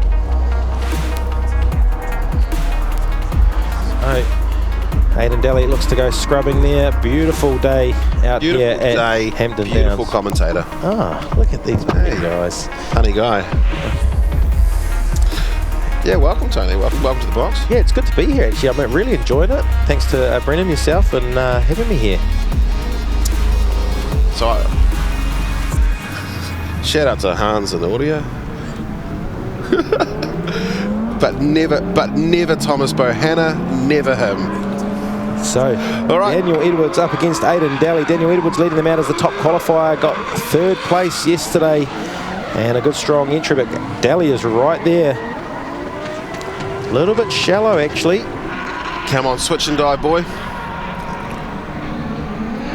Close that proximity up. Nice smoke and a good solid run. It's like a bit of a recorrection as well from Daly in the background. Comes through to finish off that run. How many boys are there in the Daly family? I think it's 4, 5, 6 or something. Tell you what, Seaton, the father, is probably one of the nicest guys I've met. Absolutely, he's lovely. And they own some drift cars. He's got a couple of cool cars in the shed, the toys that Rattler Mustang one. Some love reacts on the Facebook chat if we want to see Seaton Daly out there doing a D1 round at Bay Park. How many? I wonder what we'd have to do to get Seaton in the hot seat. At Bay Park? At Bay Park. Because if there's one place you want to send it, it's Bay Park, isn't it? Probably not if you own that sort of toy. Next place I want to see them send is obviously, so we're back-to-back in Manfield, Circuit Chris Amon. So when I say back-to-back, we're going to go one direction one day, we're going to turn them all around and go the other direction the other day. So it's round 3 and 4 at Manfield, Circuit Chris Amon, and the mighty Manawatu. Is that Tony Quinn's Porsche in the background? Beautiful car. Anyway, here's Clayton Daly in the RHP Reed and Harrison Performance Nissan S14. Daniel Edwards tucking in behind.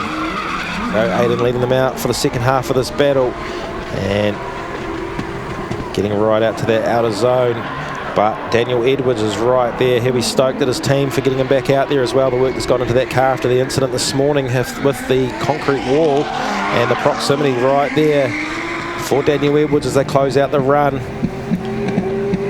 and he's happy about that. Still on the limiter all the way around, well after the section. What you're allowed to do here, let's take another look at it. Well, we'll see Daly just driving through, slight wheel correction. You just see the slight angle change on the front wheels, nothing to really talk about. Slight dab and sets himself back up nicely through the centre section. And again, just constantly making those sort of slight improvements to the car. Slides it through, up and on the loud pedal again. Daniel Edwards right on that back bumper. And then they come through to finish. Edwards goes for the undertake after the drifting section. So Daniel Edwards to the right. I'm sure we're expecting to see the decision go that way. Aidan Daly on the left-hand side.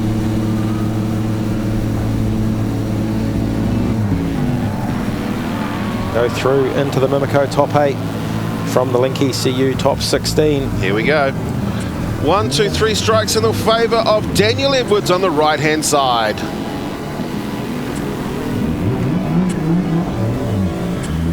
You got to say, Dan Edwards in the Horizon machine, man, the Horizon Tires machine. You hit a wall, you qualified P3 before that. Now you go through. Are you a hugger? Oh, mate, I'll hug anyone right now. Yeah, no, I didn't ask you to hug me. I think you need to go and hug your team. Yeah, I do, mate. Honestly, that's awesome. Awesome. All I can say is we're on. We're on. Well, let's leave it at that. You own. Yes, mate. What was that? My name is Jeff. My name is Jeff. So looking to the last battle in the top 16, the Link ECU top 16, it'll be Zach Zayden up against Adam Whitehead. Zach grabbing himself P6 and qualifying. Adam Whitehead having to come through the top 24. And of course, before we get there, we've got to go up and finish this one here off. It is Isaac Orridge versus Chris Rudnick. This is the OMT, the one more time.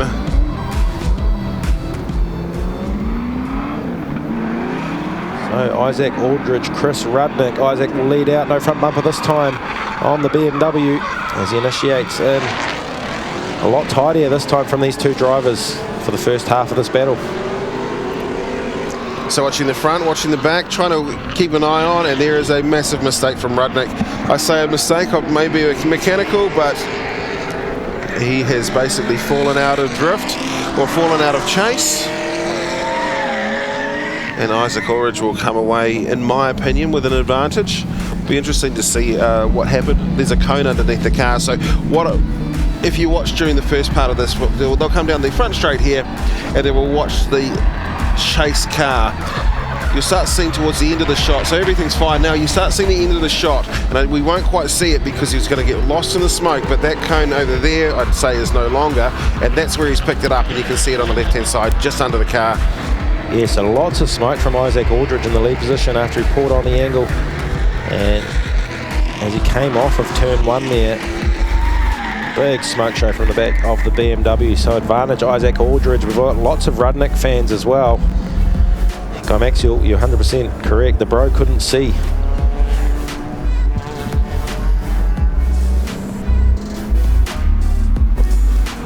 So all the support coming through for our international as well.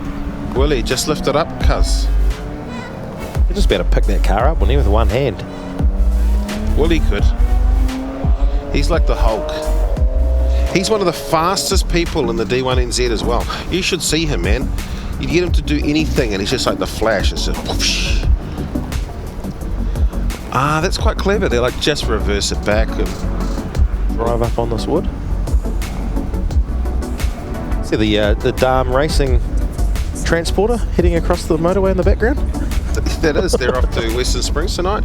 So I think we've got Sam Rawson's down in the pits doing an intercooler issues, I understand, after contact. So he's actually going to change out the intercooler as James Sachs drives past in the McLaren. There's some good looking cars. AMG. It's a very expensive. That's a beautiful car there. BMW. Yeah, so that BMW, it's making about 500 horsepower just by flicking the switch. They can make even more. All right, let's have a look again. So Isaac Orridge, he's doing a nice job up front, and then at this point here, isn't it? Look at the smoke show that he starts putting on, and Rudnick just gets lost entirely. We lose him. Just completely picks up a orange pointy thing.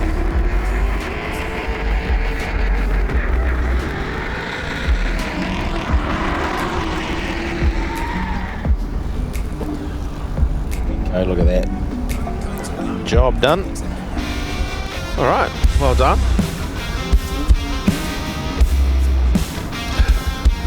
So, of course, Chris Rudnick has got one heck of a Facebook following, a social following. If you're a Rudnick fan, I don't know, send us put a love heart down if you want Rudnick to win.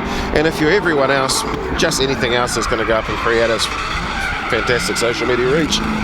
So Rudnick now leading out Isaac Aldridge, and he's washed wide again. So he's just having problems. I mean, he hasn't done a lot of drifting around this Hampton Downs Club circuit.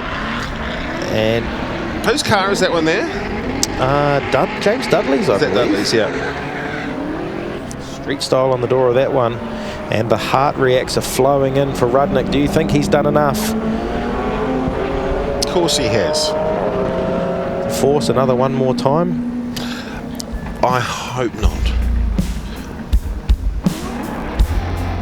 We see it here, they leave the line, and Will spinning his way into turn number one, throws it in. Nice big initiation from Rudnick, and just carrying too much speed, and and ends up, I will say one wheel from looking at the camera, could be two.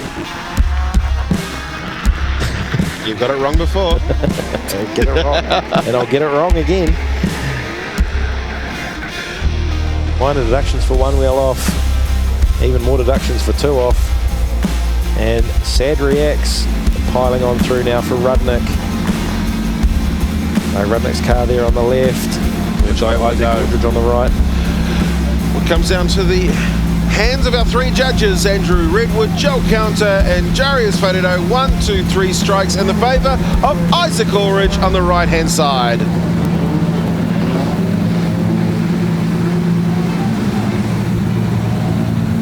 Well done, mate. Thank you very much. It's always good to go one more time after a bit of a messy battle the first time, so nice to get a win on a nice clean lap. Quick question, struggling through that centre part? Not too bad. So long as you keep your foot up it and keep nice and close to the lead car, you can sort of see where you're going. Not too much damage either? Nah, not too much damage at all. Got to thank the sponsors, Drift Direct. Wouldn't be able to do it without them. They're always here at the track helping out when anything goes wrong, and of course the rest of the team. Good man. On to the next one. So there he is, Isaac Aldridge, the winner of the battle against Chris Rudnick, taking out our international. And of course a huge following. If you haven't seen, check out Raisa Miata. Up the judging, that's a great call. Up the judging. Up the wires. We'll just go sad reacts only in the Facebook live chat for the next couple of minutes. Sad reacts only in the Facebook? Okay. Yeah, sad reacts only. How do I do that? For Rudnick. Okay. There you go. There's a sad react.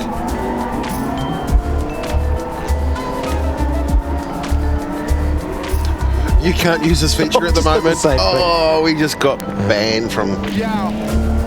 So, just waiting on Sam Rowson. He is, like you said before, Steve, changing an intercooler out. And we look to the final battle. There's Zach Zanen scrubbing up the tyres in his 2JZ powered S15. Disclosing the horsepower under the bonnet of that one. And Adam Whitehead. HP. That's a Hewlett Packard. Well, in the PC world we live in. Boom. So drop that mic. And this Adam Whitehead in his 2JZ powered S14 from Hawke's Bay. Not the real Bay though. Not the real Bay, just the Hawke's Bay. The real Bay has the Bay first in their name. There's so many people in the Hawke's Bay right now that are really upset with you for that. And they should be. It is what it is. Zach Zaden will lead them out. Adam Whitehead in the chase. He's shown some good form at the moment too, and he's visualising winning. But Zach Zaden, nice initiation. And Whitehead has gone wide. He's lacking in proximity at the moment. Can he close that gap right up on Zach? Is it lacking proximity or just two completely different lines? As they come through this section here, you can see he's really closed up. So Adam's done a good job, isn't he? Catching right up on him, and he's going to drop wheel a off wheel on the very last part of the section. And the section has finished before those cones there for the Pro Championship in the opposite direction. So there we go, Zach the Smoke Show. Yeah, we'll take a look at this here. It was actually relatively shallow, and you can see all the tyre marks of where everyone else has been running for the most part. Pulling out the outer zone really nicely through there. Zach in the lead position, and Adam Whitehead doing a good job. He's got some good drive coming out of that S14 to close up that gap.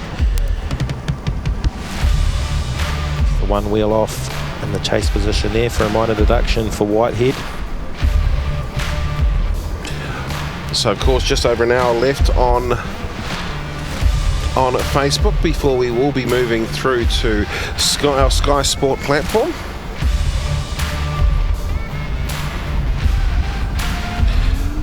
Adam Whitehead, Zach Zaden. Plan B versus the Drift Antics. It's a pair of Sylvias as they accelerate down the front straight here, round 2 of the Repco D1NZ National Drifting Championship, and it is Whitehead who leads away.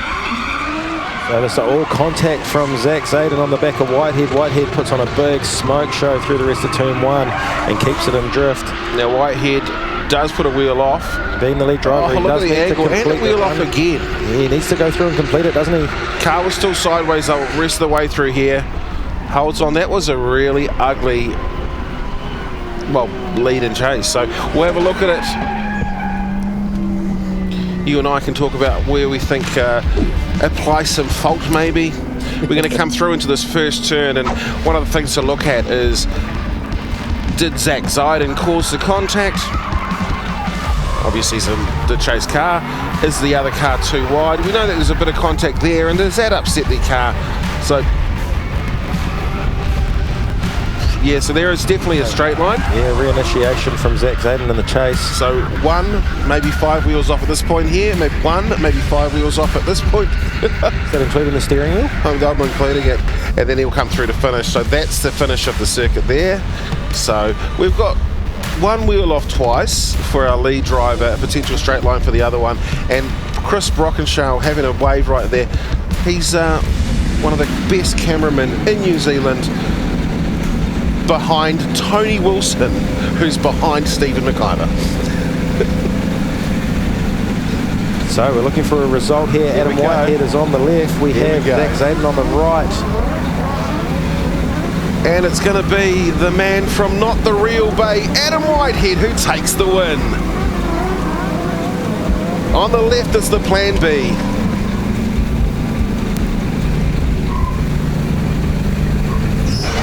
Well done, mate. That was a really tidy run, both runs. Yeah, it wasn't too bad. Some room for improvement, but I guess we're going to make it count in the next ones. Where does the improvement need to come? Just a bit more line accuracy, but other than that, it's feeling good. Still rolling. Still rolling. Still seeing you, Stephen. That's so much fun, isn't it? Oh, great fun. So Adam Whitehead talks about the line that he's looking for throughout his run, Steve. Yeah, and of course, if you want to find out a little bit more about what line, what angle, what style, everything like that the judges need to see from all of these drivers here, a couple of posts back on our Facebook page is just the place to find it. And so that is literally all of the judges' drivers' notes that occur in the drivers' briefings, and everything that judges require are all available. Have a look. You too, if you want to be a judge, it's all right, you don't need to read those to be a judge, and you'll have your keyboard as well. Ryan Parry, Sam Rawson, let's go. So Ryan Parry leading out Sam Rawson. You can see with a brand new intercooler on the front of that there, big handbrake drag and a reinitiation in the chase position for Rawson. So advantage early on in this run for Ryan Parry. Now just needs to complete the run and not, it looked like he was... he needs to hold on to that, eh? Yeah, he was about to over-rotate, but he got hold of it. So Rowson's going to have some work to do in the second part of this battle. We're still looking at the top 16 here. This is the one more time between Ryan Parry and Sam Rowson. At the last spot.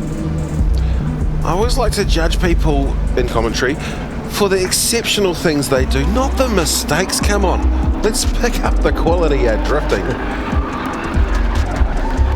And front bumpers.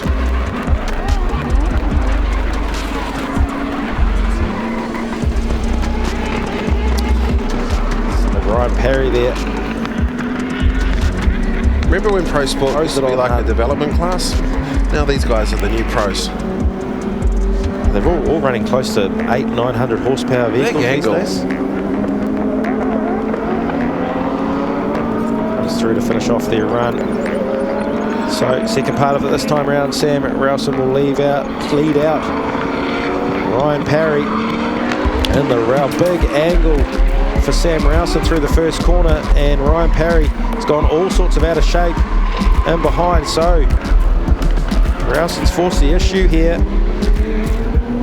And taking the advantage as we ride on board George from Inspire You. So pretty to watch. Great shots from George. So we'll take a look at the Dale ITM replay very shortly. See just what happened there. So a good aggressive initiation from Sam Rowson there, and it was like Ryan Parry almost might have got lost in the smoke there and just washes straight out wide into the kitty litter. Rowson carries on, looking really good in that Laurel as well, filling that outer zone just nicely. That's what the judges want from that qualifying line. And completes his run as well. So we could see one potentially go to Rowson.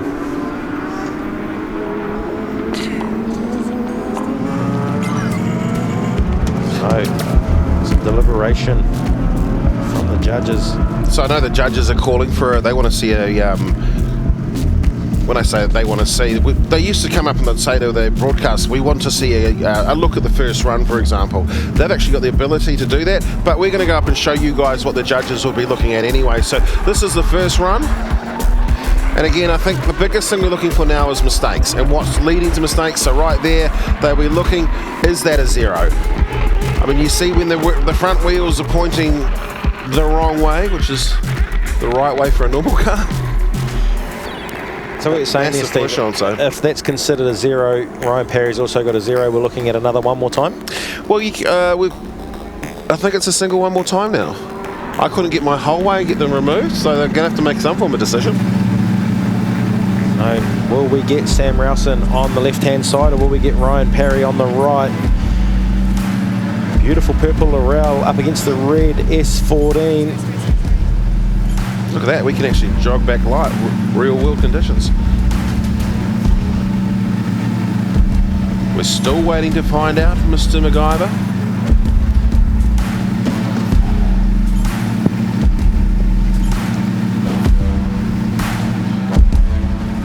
And you can see the race cars in the background. All right, here we go. Adrian with draw counter.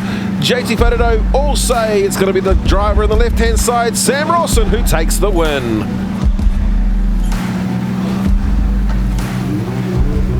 Took a while, Sam, but you got there, man. Oh, after that, geez, there was a bit of a smack on the first one and then bloody good on the next one. What did you take the time out for? Just as Oh, we had a hole in the intercooler. Yep. So we had to swap intercoolers and strap it back on, as you can see, and sent it. Well done. Cheers, man. Top 8, go get it. Yeah, man, thank you. And that was one heck of a slug, eh? I mean, he should go in the army. So we take a look at the Mimico top 8. It has now been decided. We've got Dean Young up against Justin Patterson. Aaron Habib take on Rody Knowles on the left-hand side of the tree. And on the right-hand side, we have Isaac Aldridge up against Sam Rowson. You just saw there in the Laurel, lots of support for the Laurel in the Facebook chat. Daniel Edwards will take on Adam Whitehead to decide our Allo Petroleum top 4. Who's going to win it? Geez, there's sort of a lot of the regular names that you normally see at the pointy end. I'm a bit of a favourite of Dean Young, so I do like Dean Young a bit, but Justin Patterson's driving extremely well. Dean Young versus Adam Whitehead in the final there. There we go. But I think Justin's driving extremely well. Speaking of, in the MTF Finance Cambridge, out in front of the SF Tiling, 2 S13s going at it, both 2 JZs. And Justin Patterson in the lead position, doing a great job. Dean Young as well, keeping there or thereabouts in the chase position. It's all about trying to close up that proximity to get on that back bumper, and he's a little bit away from it at the moment. Of course, taking the shortest line around the track is always the best way to do it, but there wasn't enough space or time for Dean Young to do that. So a nice lead run for Justin Patterson. I certainly don't think that Dino did anything wrong in his chase. However, a gap was formed. Yeah, so we see it there nice and early. Justin set himself up for a good run, didn't he? And Dean Young there, just not determining which way or how far Patterson was going to wash out. So he shallows up there, doesn't he, just to try and close that proximity up? I think the other thing is that you're not taking into consideration just how much time you give away on a big handbrake drag coming into that turn. And it's a lot of trust, isn't it, for the driver that you're chasing. Justin Patterson laying down a really good lead run. So they'll flip themselves around. This time Dean Young will lead out Justin Patterson. Both well-presented cars. As we throw it into the first turn here at Hampton Downs, this is round 2 of the D1NZ National Drifting Championship, brought to you by Repco. This is the Pro Sport Championship with Dean Young in the chase position. So Dean Young now doing just as a good job up front as Justin Patterson did the same. So I think lead for lead, this guy's bang on. It's probably going to come down to the chasers. Let's have a look at the replay, thanks to the team at Dale ITM. So we come through this section here. It's a nice clean lead run for Dean. He just brings the nose down. He'll get onto the throttle at this point here and starts baking up those rear tyres. I think if anything, Justin had a little bit more proximity in his run, didn't he? How many 180 cameras does a car need to have? Look, there's one on the front, one on the back. Dean Young, you're greedy. Well, it's going to come down to the tape. Andrew Redwado. Andrew Red with the style king, the angle king, sorry. Joel Counter. JT, our first ever drift king. There they are in the box. And what you're seeing here now is they're actually watching their own system. They're waving away. And has a decision been made? Yes, it has. Andrew Redwood says Justin Patterson. JT says Justin Patterson as well. On the right-hand side with JPM on the bonnet is Justin Patterson, the winner, going through into the next round. So for a man who said he had no talent or was lacking talent of the day, you're into the top 4. Oh, someone must have rubbed some on me. I've got to ask a question. A lot of kids out there, even like Blake, who was P1, only drifting for the 5th time. How important is that start in both the chase and the lead? Oh, it's hugely important, but don't come and ask me because I just go with it. I don't know what I'm up to when I'm out there. Okay, so we're not going to call you the professor today? No, not at all. Could be winner, chicken dinner. Go get that 4, man. Yeah, we'll go get it, my bro. My bro, that's a good terminology for Stephen McIver. My bro. When we're messaging each other, he's just tipping in number 1. I'm tipping in number 2. So, is this going to be a battle of the teammates? Yeah, that's one of the MTF guys through to the top 4. Oh, I just love those Somerset GT cars in the background as well. Lots of Porsches, McLarens. Next battle up right now for the Mimico top 8 is Aaron Habib and Rody Knowles, leading out. Look at that thing. They just love the entry here. Of course, so common to every single one of these drivers when they're coming to, as you mentioned, so many of the different events. Oh, wheel off for our chase driver. Here comes Aaron trying to close up that gap again. Nice solid lead run right now. Probably about a metre off the clip at that point for Rody Knowles, but he gets back on the gas. And here comes the dive. Last time you did that, you fell off track, Aaron. Don't do that too much. We called it earlier. Are we going to see the MTF on MTF battle in the top 4? So Rody Knowles started smoking the tyres up early with big initiation, huge angle before the section even starts, and gets some good drive through the middle of that corner as well. But Aaron Habib right there, he drops a wheel off, maybe 2. Need to be extremely careful. I'm so curious about that at the moment. Rody Knowles though, MTF Finance on the door, and Aaron Habib, Max Civil in the chase position.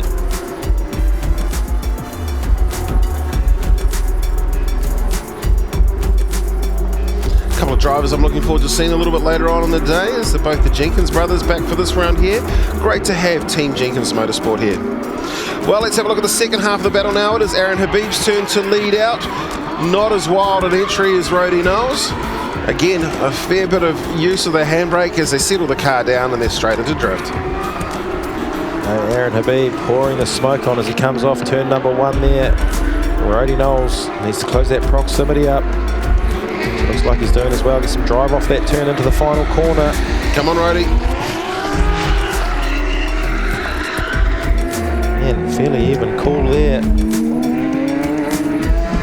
Take a look. There might have been a slight correction from Rody early on. Reminder, at the very end of the lap, Rody they'd actually crossed the finish line at that point there. So what may have looked okay, that's a big correction. Yeah, so a correction in the chase there for Knowles.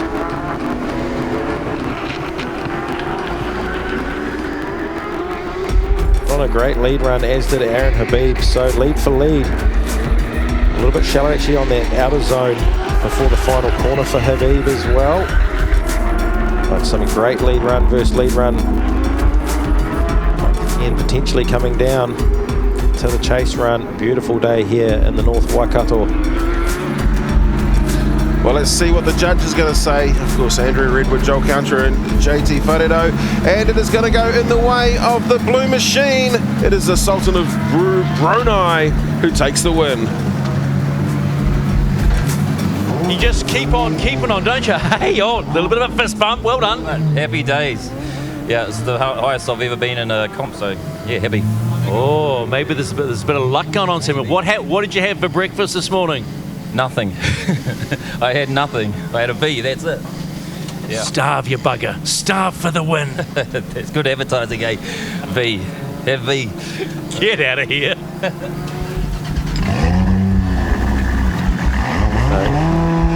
Aaron Hibby. I wonder if we... I know who do we need for an energy drink supporter? I was going to say, I mean, I could try and drink one of those live on air and see if we can get, you know, some sponsorship.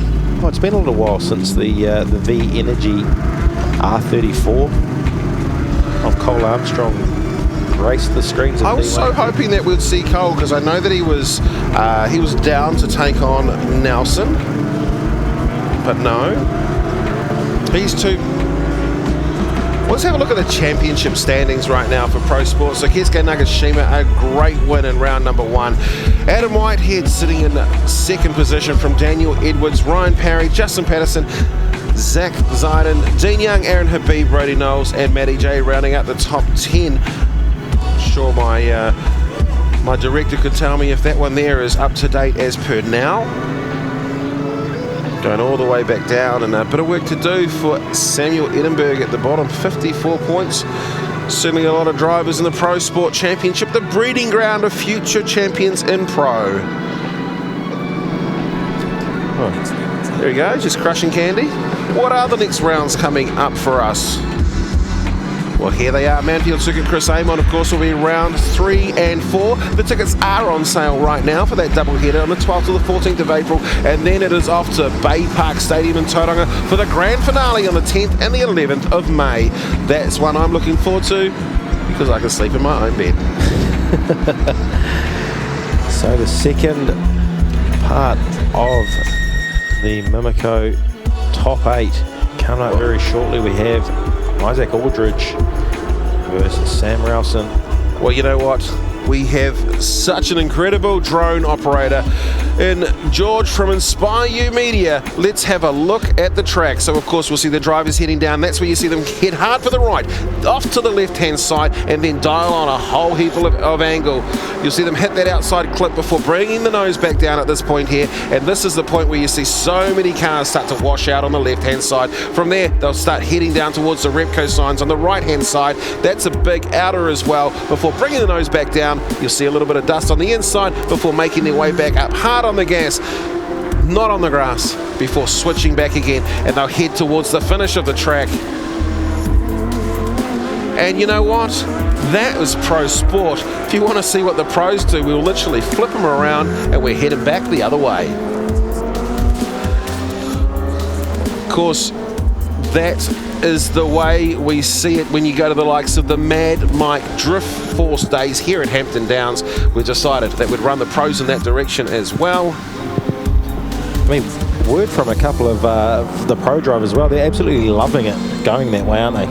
Oh, it's great, and it's great to have the opportunity. It's always good to see the likes of Mad Mike doing that sort of thing there. He has these incredible days here at Hampton Downs. If you want to get in and do a bit of drifting, the likes of himself, or the Drift Academy with Skysal, a great way to get into drifting.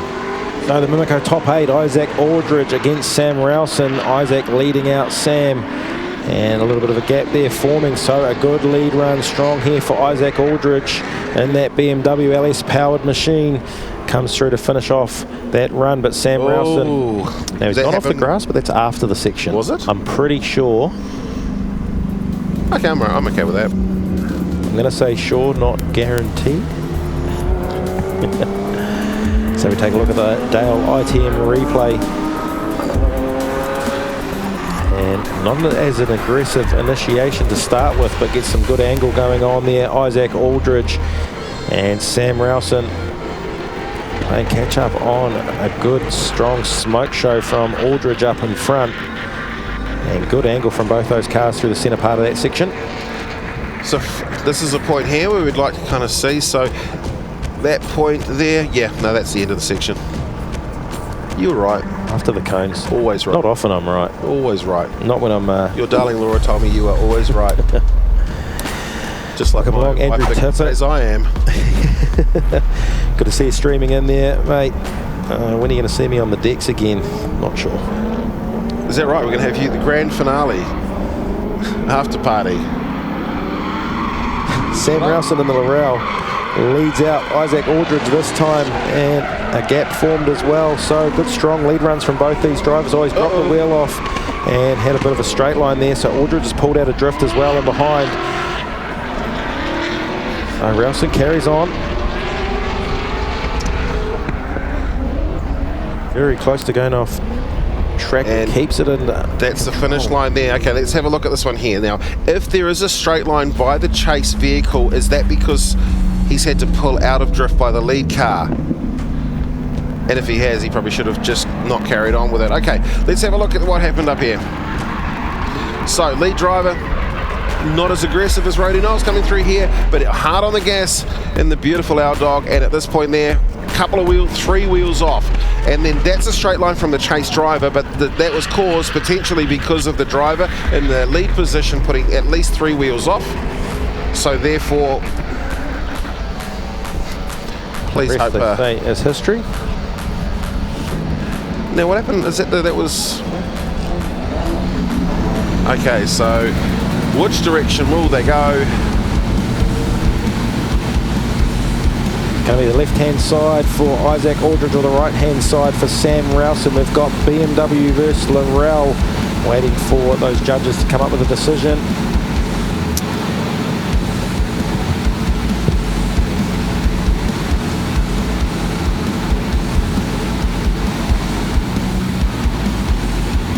Haven't got the aura anymore coming off Mr. McIver, but the Jesus arms right there.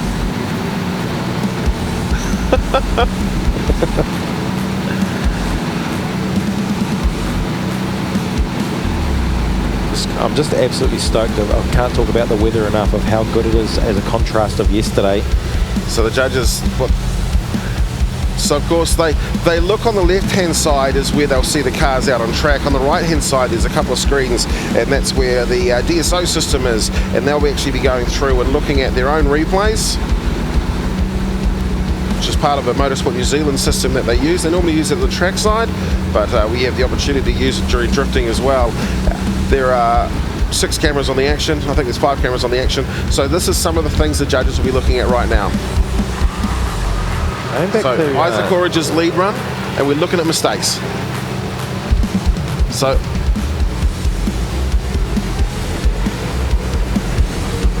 another way of putting it, Chris Howard saying he's holding the beach line.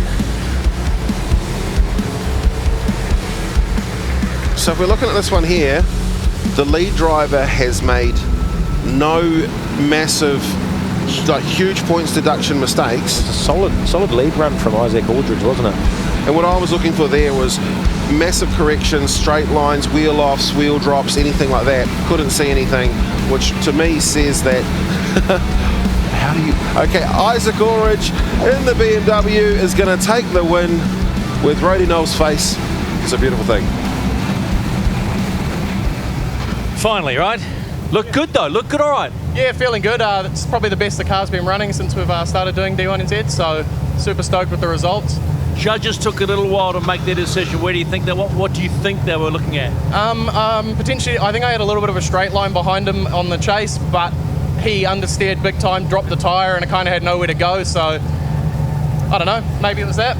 Call it like you see it, you're in the 4, buddy. Yeah, cheers, thank you very much. And like Stephen says, through to the top 4, we have the top 4 decided now for the Allo Petroleum top 4. Justin Patterson. Sorry, no, we've got one more to find. Daniel Edwards. There it is. Well, we're going to move into the Allied top 4 shortly. Justin Patterson, Aaron Habib, Isaac Aldridge will go up against the winner of Daniel Edwards and Adam Whitehead. Oh, some of the bigger names. Keisuke Nagashima obviously going out early. So who am I picking? Points leader. Adam Whitehead, eh? Yeah, you did. And I was saying how solid I'm thinking that Justin Patterson's been driving. I see why we've got you in here, because you're bringing all these Speedway people through. Cheers, Tony. I had to tune in and listen to my favourite commentators, only missing one Palmerston North commentator. All right, let's have a look at the tape right now. It's the 180 versus a Sylvia. It's 2J versus 2J. Doesn't matter who wins then. 650 horsepower versus 600. Because that's what you need in a 2J. So it will be Daniel Edwards leading out Adam Whitehead. Daniel was the higher qualifier and some big damage to that car before the top 16 today. His team doing a great job, and now himself doing a great job in the driving seat, leading out for a good strong first part of his run. A gap again formed between himself and Adam Whitehead. I've been watching Adam Whitehead's run from its start over here. A nice clean chase run, but proximity might be the killer as he almost puts a wheel off, comes through to finish. Daniel Edwards solid up front.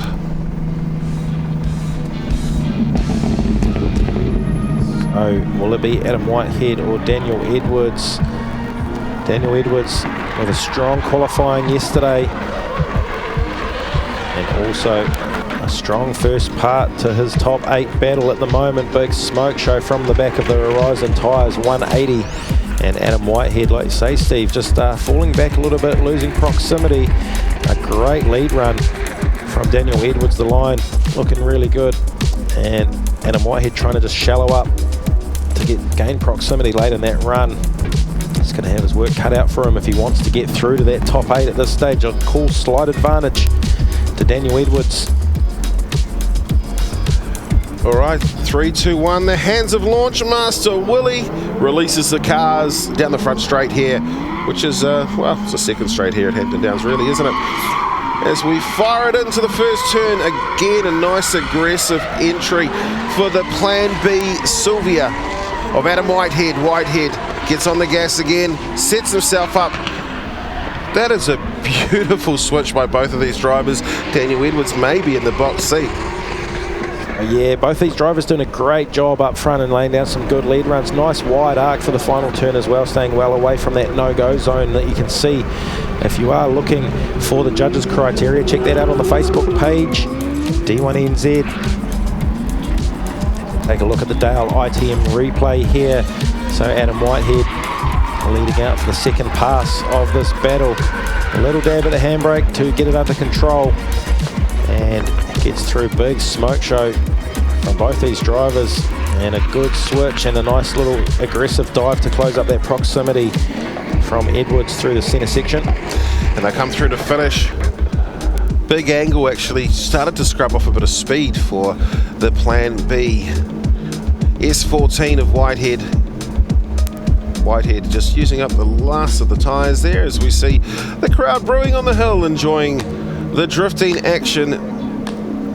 It is the Repco D1NZ National Drifting Championship, part of round 7 of the Super Sprint Motorsport New Zealand Championship here at Hampton Downs. The pits are full. And we're only just getting started too. It's Pro Sport. Top 16, top 8 it is now. Looking for the last of our top 4 drivers. It is Adam Whitehead on the left-hand side of the S14, or the right-hand side, the 180 of Daniel Edwards. And 1, 2, 3 strikes to Daniel Edwards on the right.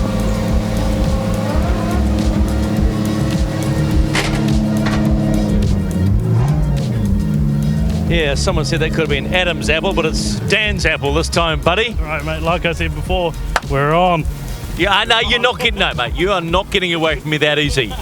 Can you believe how this has turned out for you? Really good qualifying, bang the car up, get it fixed, and it's just running so sweetly. Yeah, I was honestly worried after that accident. We were so close to not making that first battle, but the boys, I can't thank them enough. Honestly, they're fucking awesome. You just watch the F-bombs, mate. We can't use F-bombs. I know we're on Facebook. We can't use F-bombs. Yeah. Hey, Aldridge next, man. Aldridge next. Aldridge next, that's right. But huge thanks to Dan Smith and Sam West for lending me some gear, and Jordan Joyce, man. Honestly, couldn't do it without those boys. They're awesome. That's what family's all about, buddy. That's right. So into the Allied Petroleum top 4, it is Justin Patterson leading out the Sultan of Brunei, Aaron Habib, and the Max Civil BMW. And Justin Patterson, he's got himself a good gap between himself and Aaron. He's just gone and checked out. He's carried on. It's great to... Oh, is that Nah, hold on to it. Nah, see, he finished the run. It was just 2 wheels off, and the chase driver fell off. No, I love Aaron Habib as well. Judges, you decide. I didn't see what was going on late in that run. Oh, see, I know he's just going to get absolutely destroyed, but it was such a great lead run. Let's have a look and see what happened here. So we chased them down. And the confidence in Aaron Habib's chasing as well is just getting stronger and stronger every time. And Justin Patterson looking really good there as the line through the first corner. Everything was good. He comes through this end, sets himself up nicely, just grazes a little bit of the grass with the left front, and at this point here, he's just off on his way. That point there, so you see he had a little bobble at that point there, but he holds on to it. He's still sideways through it. That's one wheel off. It was almost like he got on the lock stops and he couldn't get off. Shout out to my amazing director, great man that he is, Mr. Brendan White. So back on the line, it is Aaron Habib, this time leading out Justin Patterson. This is your Allied Petroleum top 4 pro sport drivers. Shout out to Stu Russell, he's watching and he's just giving you a compliment. He just did he? Yeah. Hey Stu, how you going, mate? Of course, the commentator down at Robertson Prestige International Speedway at Central Energy Trust Arena in Palmerston North. Here's the voice behind the NZ Superstock Team Champs. Boom. So the judges are having a bit of a think as the temperature rises under the bonnet and behind the wheel. But 3, 2, 1 launch, says launch master Willie, and they will head down the straight here at Hampton Downs. It's the Sultan of Brunei. It is Aaron Habib who sets himself up, a bit of a handbrake drag, and he's on the, oh, he's still on the handbrake as well. So Justin Patterson doing a good job to keep that proximity right in behind Habib. And he's going to shallow up and just put a wheel off. And Justin Patterson, he hasn't made any of these mistakes all day as the pressure getting to him in the Allied Petroleum top 4. Yeah, I'm glad that I'm not a judge. That's a hard one. That is going to be a tight one to call because, I mean, the whole run essentially was getting upset a little bit from Habib early on as well. We'll take another look at this first corner. Because one of the things, he's hard on the brakes, but then again, he just drags that handbrake again. Like what you'd normally expect is you'd come up and you'd handbrake into the turn and then you're on the gas until you get to the next turn. But because of that mid-turn handbrake again to resettle the car, I don't know, did it put off the chase driver? Wouldn't want to be a judge in this situation for this battle. Could we see another one more time? Oh, shut up. Had to be asked. Have them Certainly down a bit of support there for the Sultan, a few Justin Patterson fans as well. Damien Schonberg is a Sultan fan. Damien, get your car to D1NZ. Let's have a look who it's going to be, and they have made a decision. It will be Aaron Habib who takes the win.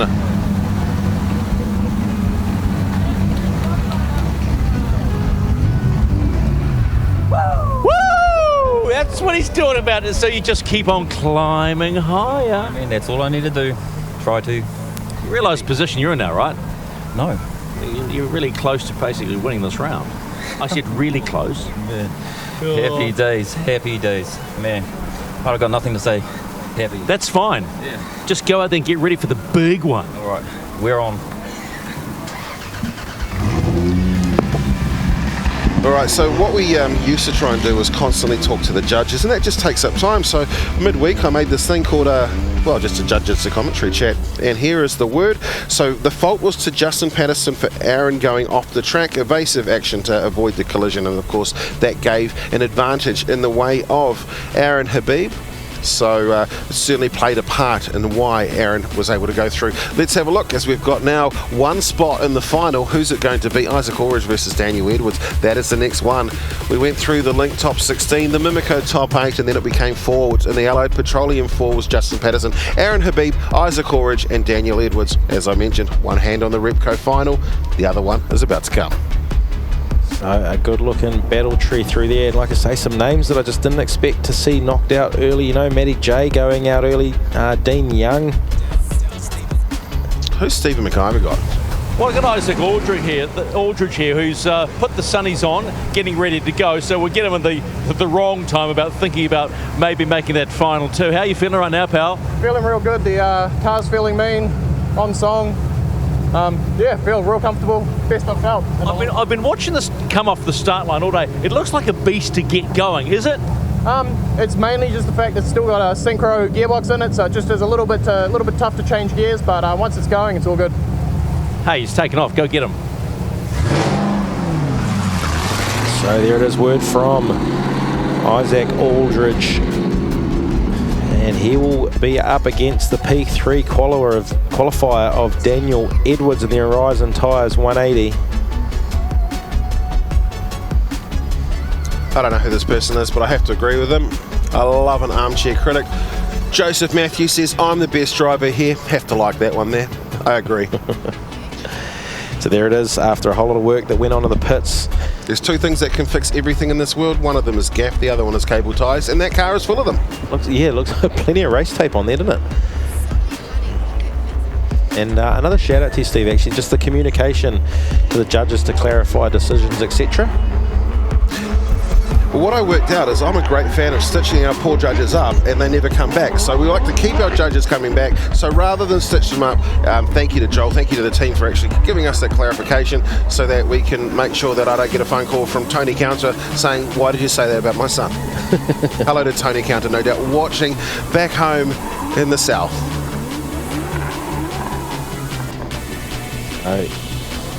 Daniel Edwards scrubs in. And the Horizon Tires 180. And Isaac Aldridge as well. Sorry, so Isaac Aldridge, the higher qualifier, P2. So it's P2 versus P3 qualifier here on the right-hand side of the tree. Got one BMW LS powered for Isaac Aldridge in the 2JZ 650 horsepower. Do you think that's a tone down of power at 650 horse? For a 2J? A tone down for tone deaf, I'd say. He knows. He knows. They know. For a place in the final, it's Isaac Aldridge versus Daniel Edwards. Aldridge in the lead position. Edwards has had a lot of work to do today. He hit the concrete early, and this man here is doing his best to fight back. Aldridge just setting the car up beautifully through the center section of this lap on the loud pedal, but Daniel Edwards right there until the finish. Nice close proximity through the whole battle for these guys. And I don't want to call it too early, but it's probably one of the best battles we've seen all morning. If you didn't say it, I was certainly going to. Let's have a look at the replay, Tony. So Aldridge leading out Edwards there, and both those cars looking so good into the first turn, and just mimicking the lead driver as Edwards in the chase there as well, all the way through the centre part of the section. And it doesn't even look like a wheel off. There might have been the dust from the ripple strips. And closing off that run, Isaac Aldridge in the lead position. Hard to split them there at the moment.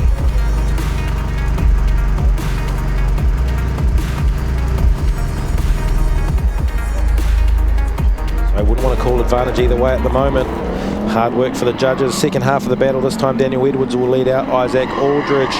And a little wheel drop, that's before the section starts, I believe, for Aldridge. So just one wheel off if it is a minor deduction. And Edwards in the lead position now, putting the smoke show on, but Aldridge is right there in the chase position. Well, you mentioned in the first run it was the battle of the day. Let's see if they can back it up and make it the full battle. Aldridge doing a great job in the chase. Daniel Edwards certainly setting down a beautiful lead lap. Man, I'd be okay if this one went OMT. You don't hear me say that a lot. No, not at all. Prefer it didn't. Did you actually just say that? Yeah, there's times that there deserves it. Wow, now this, you want to see, that is speed right there. That was the speed of the cars. You know what I said to the team in the broadcast, show us the actual speed rather than slowing it down, and that's the speed that we've got on the D1NZ. So if you want to be nitpicky, if anything, the only thing I can see wrong there is the lack of proximity in the final corner from Aldridge, but by that point they're pretty much across the line anyway, because it ends a lot earlier than it does appear. Well, they will head on down to Lord Stephen McIver, where a decision will hopefully be made. The Lord, our King, our Saviour, it is Stephen. But when he says things, I generally say, oh Lord, so that's why I assume that that's what he is. So it is Daniel Edwards on the left. Isaac Aldridge on the right. Which way are we going to go? Is it going to be Nissan 180? Is it going to be BMW? For a place in the finals up against Aaron Habib, the judges, it's now up to them to keep the show on time. Andrew Redwood, Joel Counter, JT Wharedo, and it's going to be Daniel Edwards who takes the win. You know, that's one of those battles that was deserving of your qualifying P2 versus P3, and the guys are saying, I agree, that's probably the best battle we've seen all day. Oh, that's awesome to hear, to be honest. The car's driving like a dog, but we're powering through it. We're on. Don't be like that now, you're in the big one. You can win the round here up against Habib. Oh, here we go. We're on. Let's go. That's one excited young puppy. Edwards Habib in the big one for the winning the round 2 of Repco D1NZ Pro Sport. Yeehaw! Yeehaw! Love it. Jeez, and not just himself as a driver stoked, it is absolutely stoked to see what he can do for his team after the amount of work that they've put into that 180. So the Horizon Tyres 180SX up against the Max Civil BMW. It will be the Repco. Oh, look at the little boy over here, Cameron Bank. He's happy. He's happy with what he's seen. Another young kid over here, David Hunter. He's happy as well with the boys.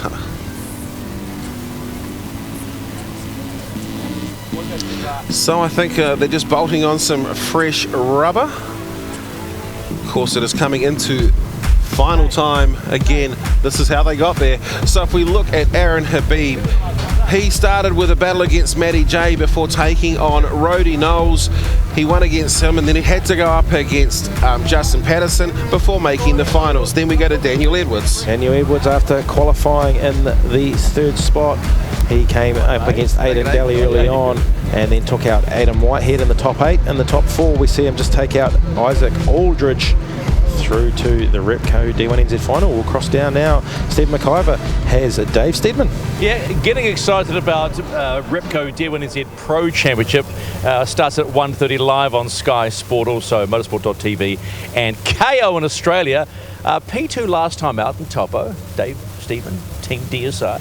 You're looking very comfortable. Qualified P9. Yeah, it's been a mixed bag. Obviously yesterday with the rain, sort of hampering our qualifying, but managed to do a couple of reasonable runs. And reasonable runs? Yeah, could have been better, but the top 8 make it through, but there's not enough cars, so even though I'm 9th, straight through the top 16, so pretty pleased about that. Yeah, okay, what are you finding challenging with this track, particularly with the way you guys are going anti-clock? Well, like I say, the weather's really thrown us, but we have had dry and wet testing now, and we're getting a feel for the line that the judges have asked for. This section actually flows really cool. It's going to be awesome for battles, so I'm really looking forward to throwing down. How much different to other tracks? Because that's the one where I'm hearing down pit lane, flow.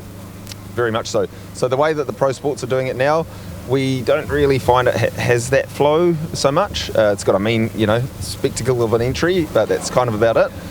Whereas this really flows. It's kind of, I guess, sort of like Manfield, where it's a big, fast sweeping corner, and then you got the technical tight corners with a hairpin to finish. So it flows really well. Are you in your serious moment? Are you in your serious prep moment here? We've still a little under an hour to go. Not just yet. Need to have some lunch. All right, go fill your face. That's the one. Thanks, mate. There you go.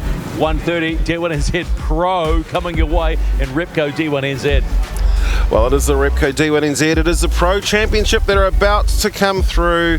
And we see, as we ride on board, this is the direction the pros will go. So we'll see them wash out nice and wide before tucking the nose back down low. And you'll see the likes of the Fangadans of this world powering down. They'll move to the left-hand side of the track before, again, a big switch. And this is the scary one because they're out wide. They'll start to diamond off that curve, head out towards the right-hand side of the track. And the one thing I say is be careful of those orange barriers because behind there is nothing but concrete.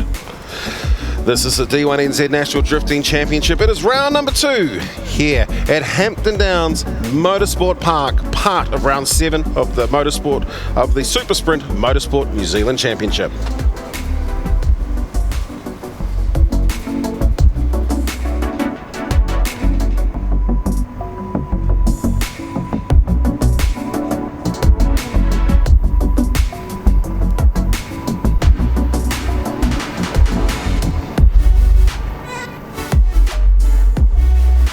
So some absolutely few wonderful shots here. North Waikato for Hampton Downs International Race Circuit.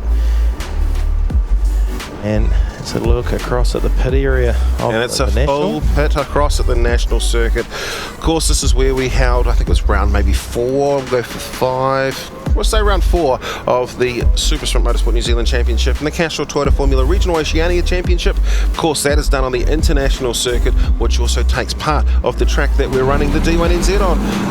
As we hear the rumble, the noise, Pro Sport. It's a great day as we see the man who actually top qualifying just then, which is Jordan Joyce. He was just heading across with his bro. And we'll make our way down while they fought their way to the place they are now.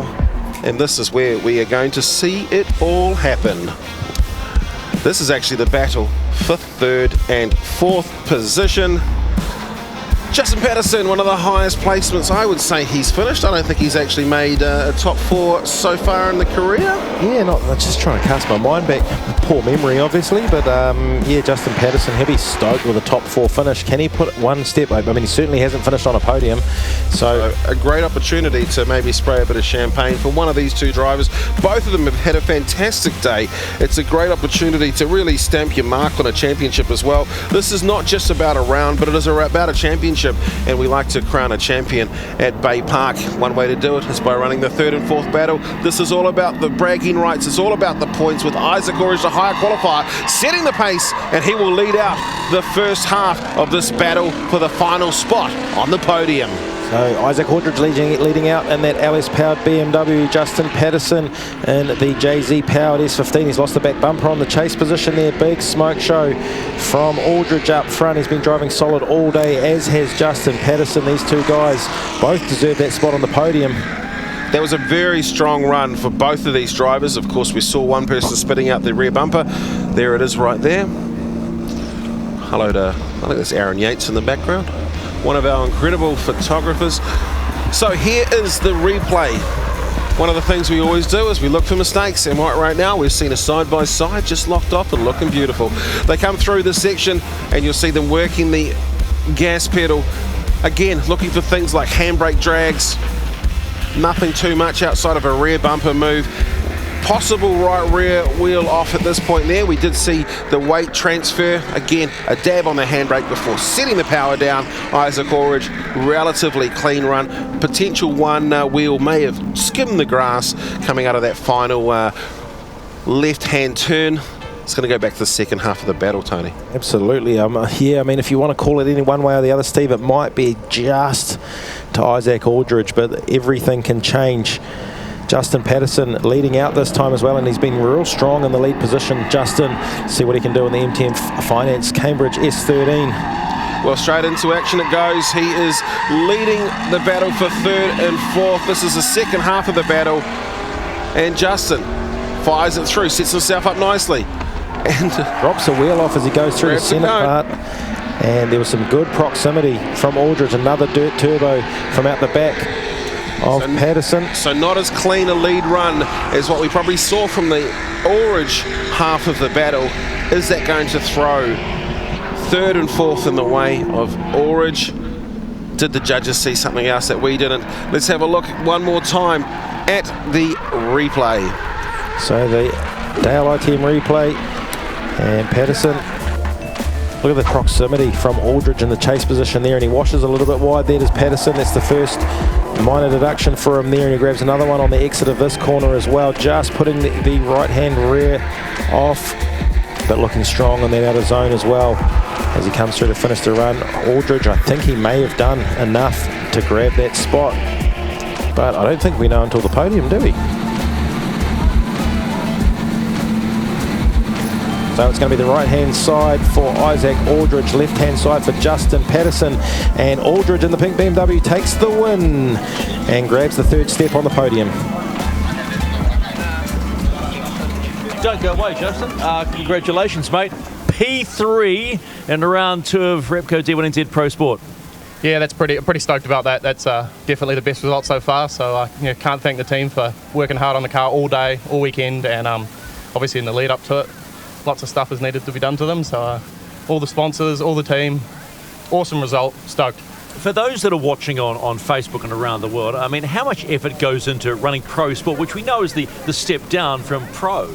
Huge amount. There's a huge amount of work that goes on. The weekend's the easy part. You get to show up, drive, have a great time. It's all the time that takes in the lead up to the events, changing tyres, going through the car, making sure it's all ready to go. It's a pretty big job. Why a Beamer? Why not?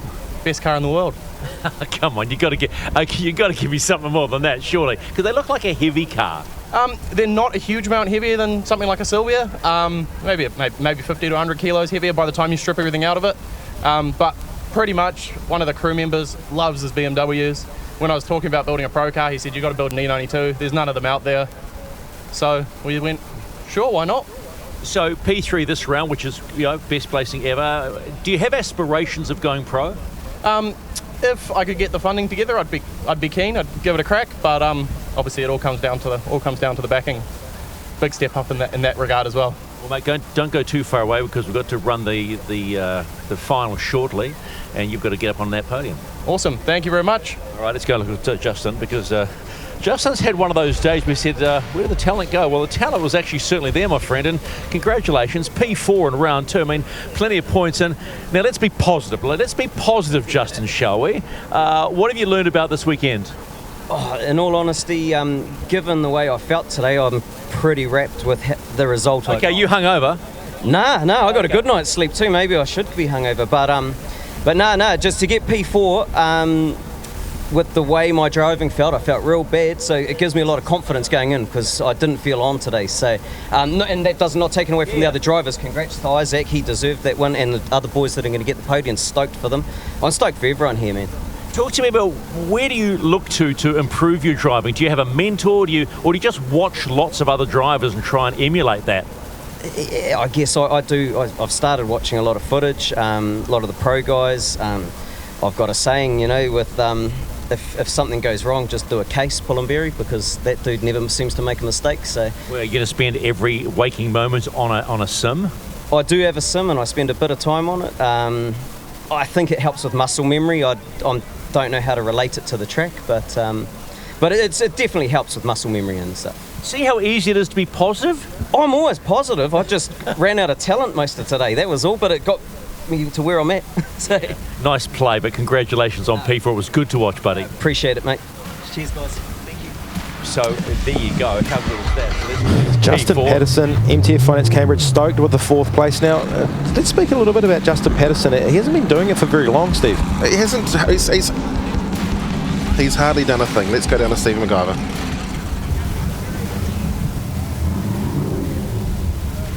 So just briefly now, we're having a moment's silence around the whole of Hampton Downs. A number of weeks back, New Zealand Racing lost 2 young men cruelly in an accident in a rally event, young Brooklyn Horan and Tyson Jimmett, and we're shortly going to have a moment's silence. It is something that has certainly rocked the motorsport world around New Zealand, and it is a cruel fate. We do know that Brooklyn's mum and dad, Lanier and Rana, have come out here just for the moment and to show their appreciation as well. So time for a moment's silence.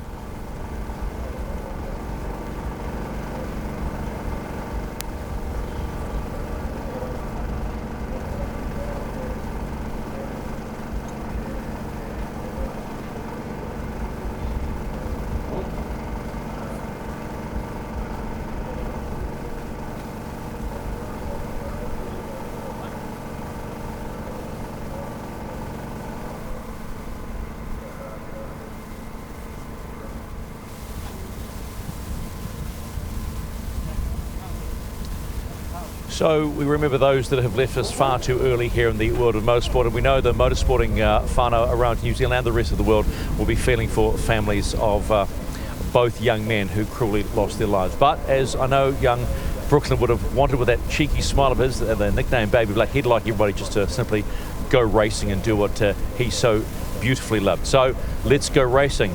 Final battle in D1NZ Pro Sport, brought to you by Repco here at Hampton Downs on our big old day.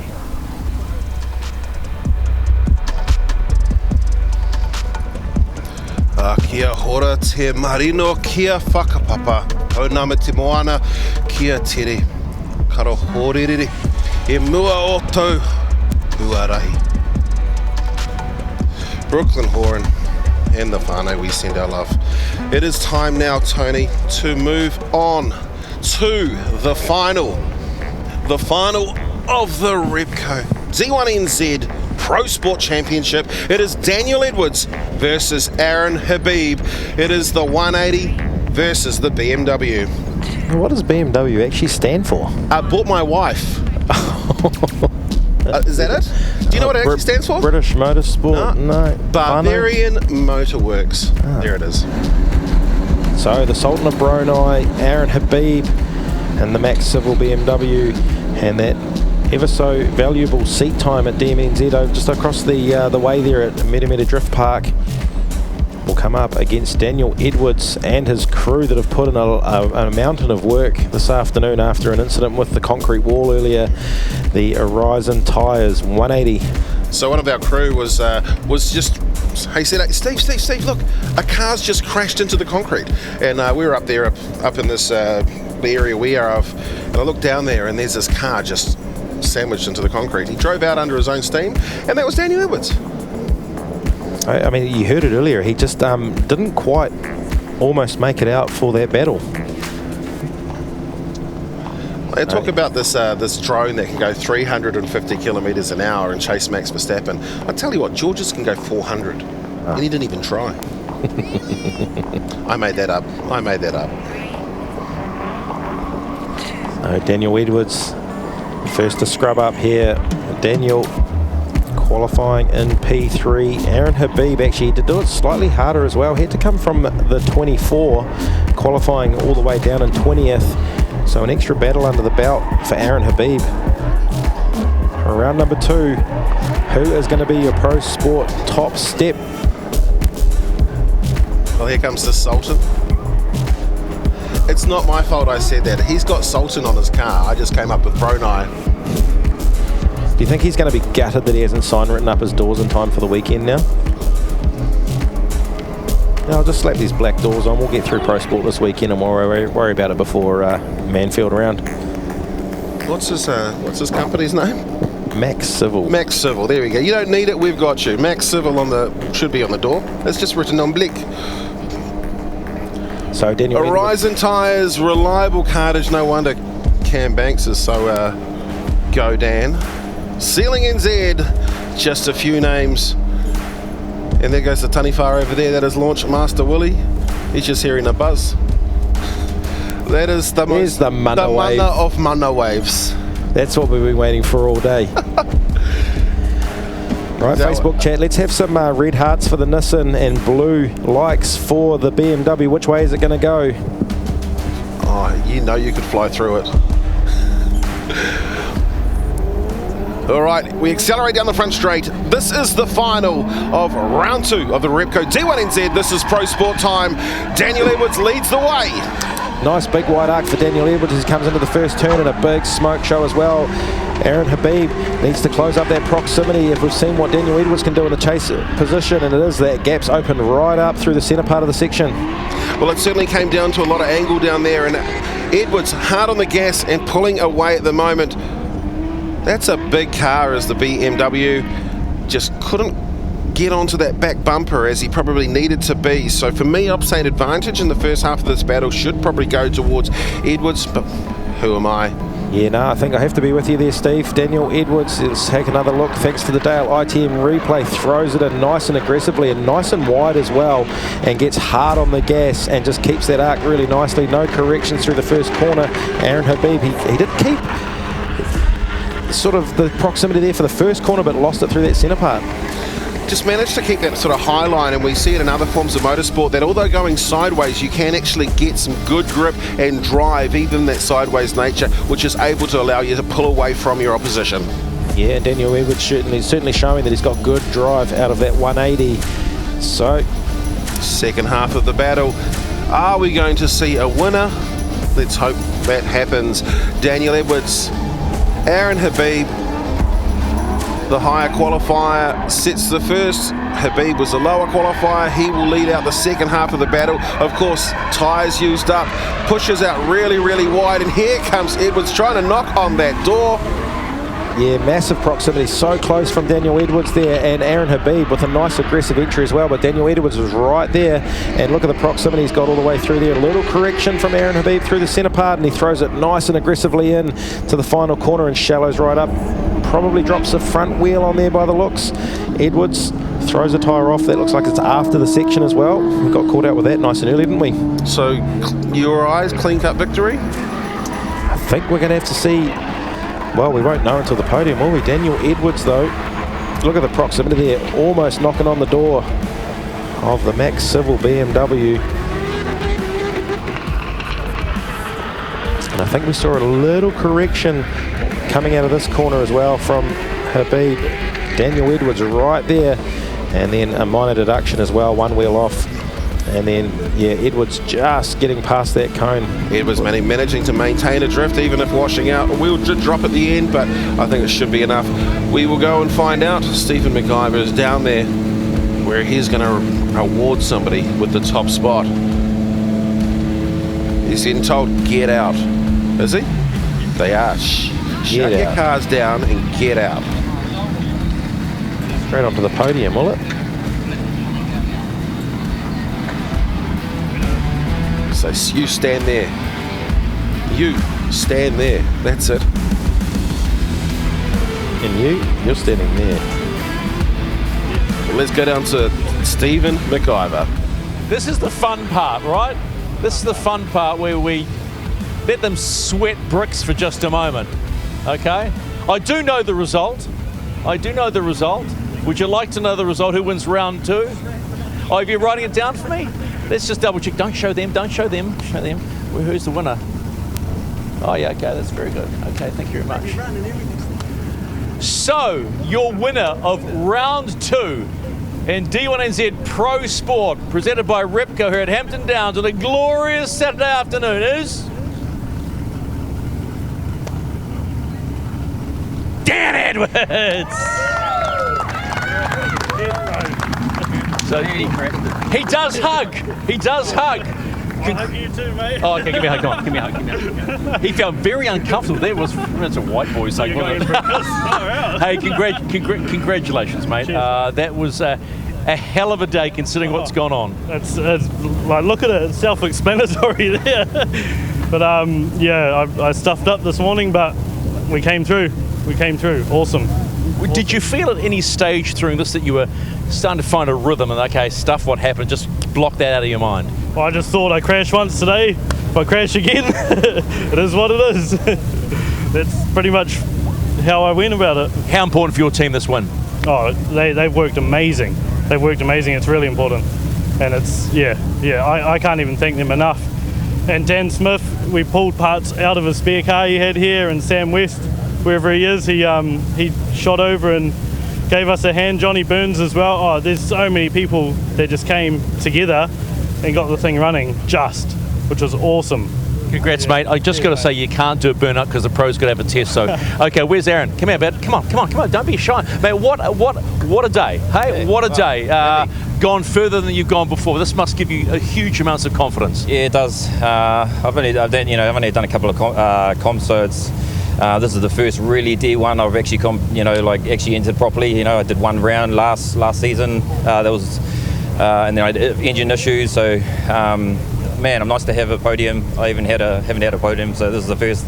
So yeah, happy days. There's nothing like getting the first one, as they say. So, do you think you can improve from that? Where do you think you need to improve? Look, when you're in a car, you see so many improvements. It's completely different to what you see out on the sideline. There's so much improvement that every single run I'm like, man, what did I do that for? What did I do this for? I need to do this better here, you know. So it's an ongoing saga, but I'm ready. Congratulations, mate. Now get ready for a podium. Thank you.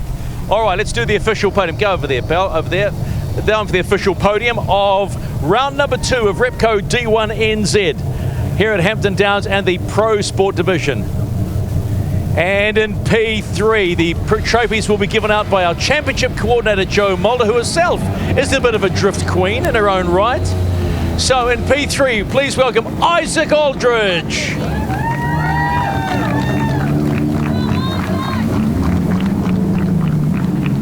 In P2, here he is, Aaron Habib.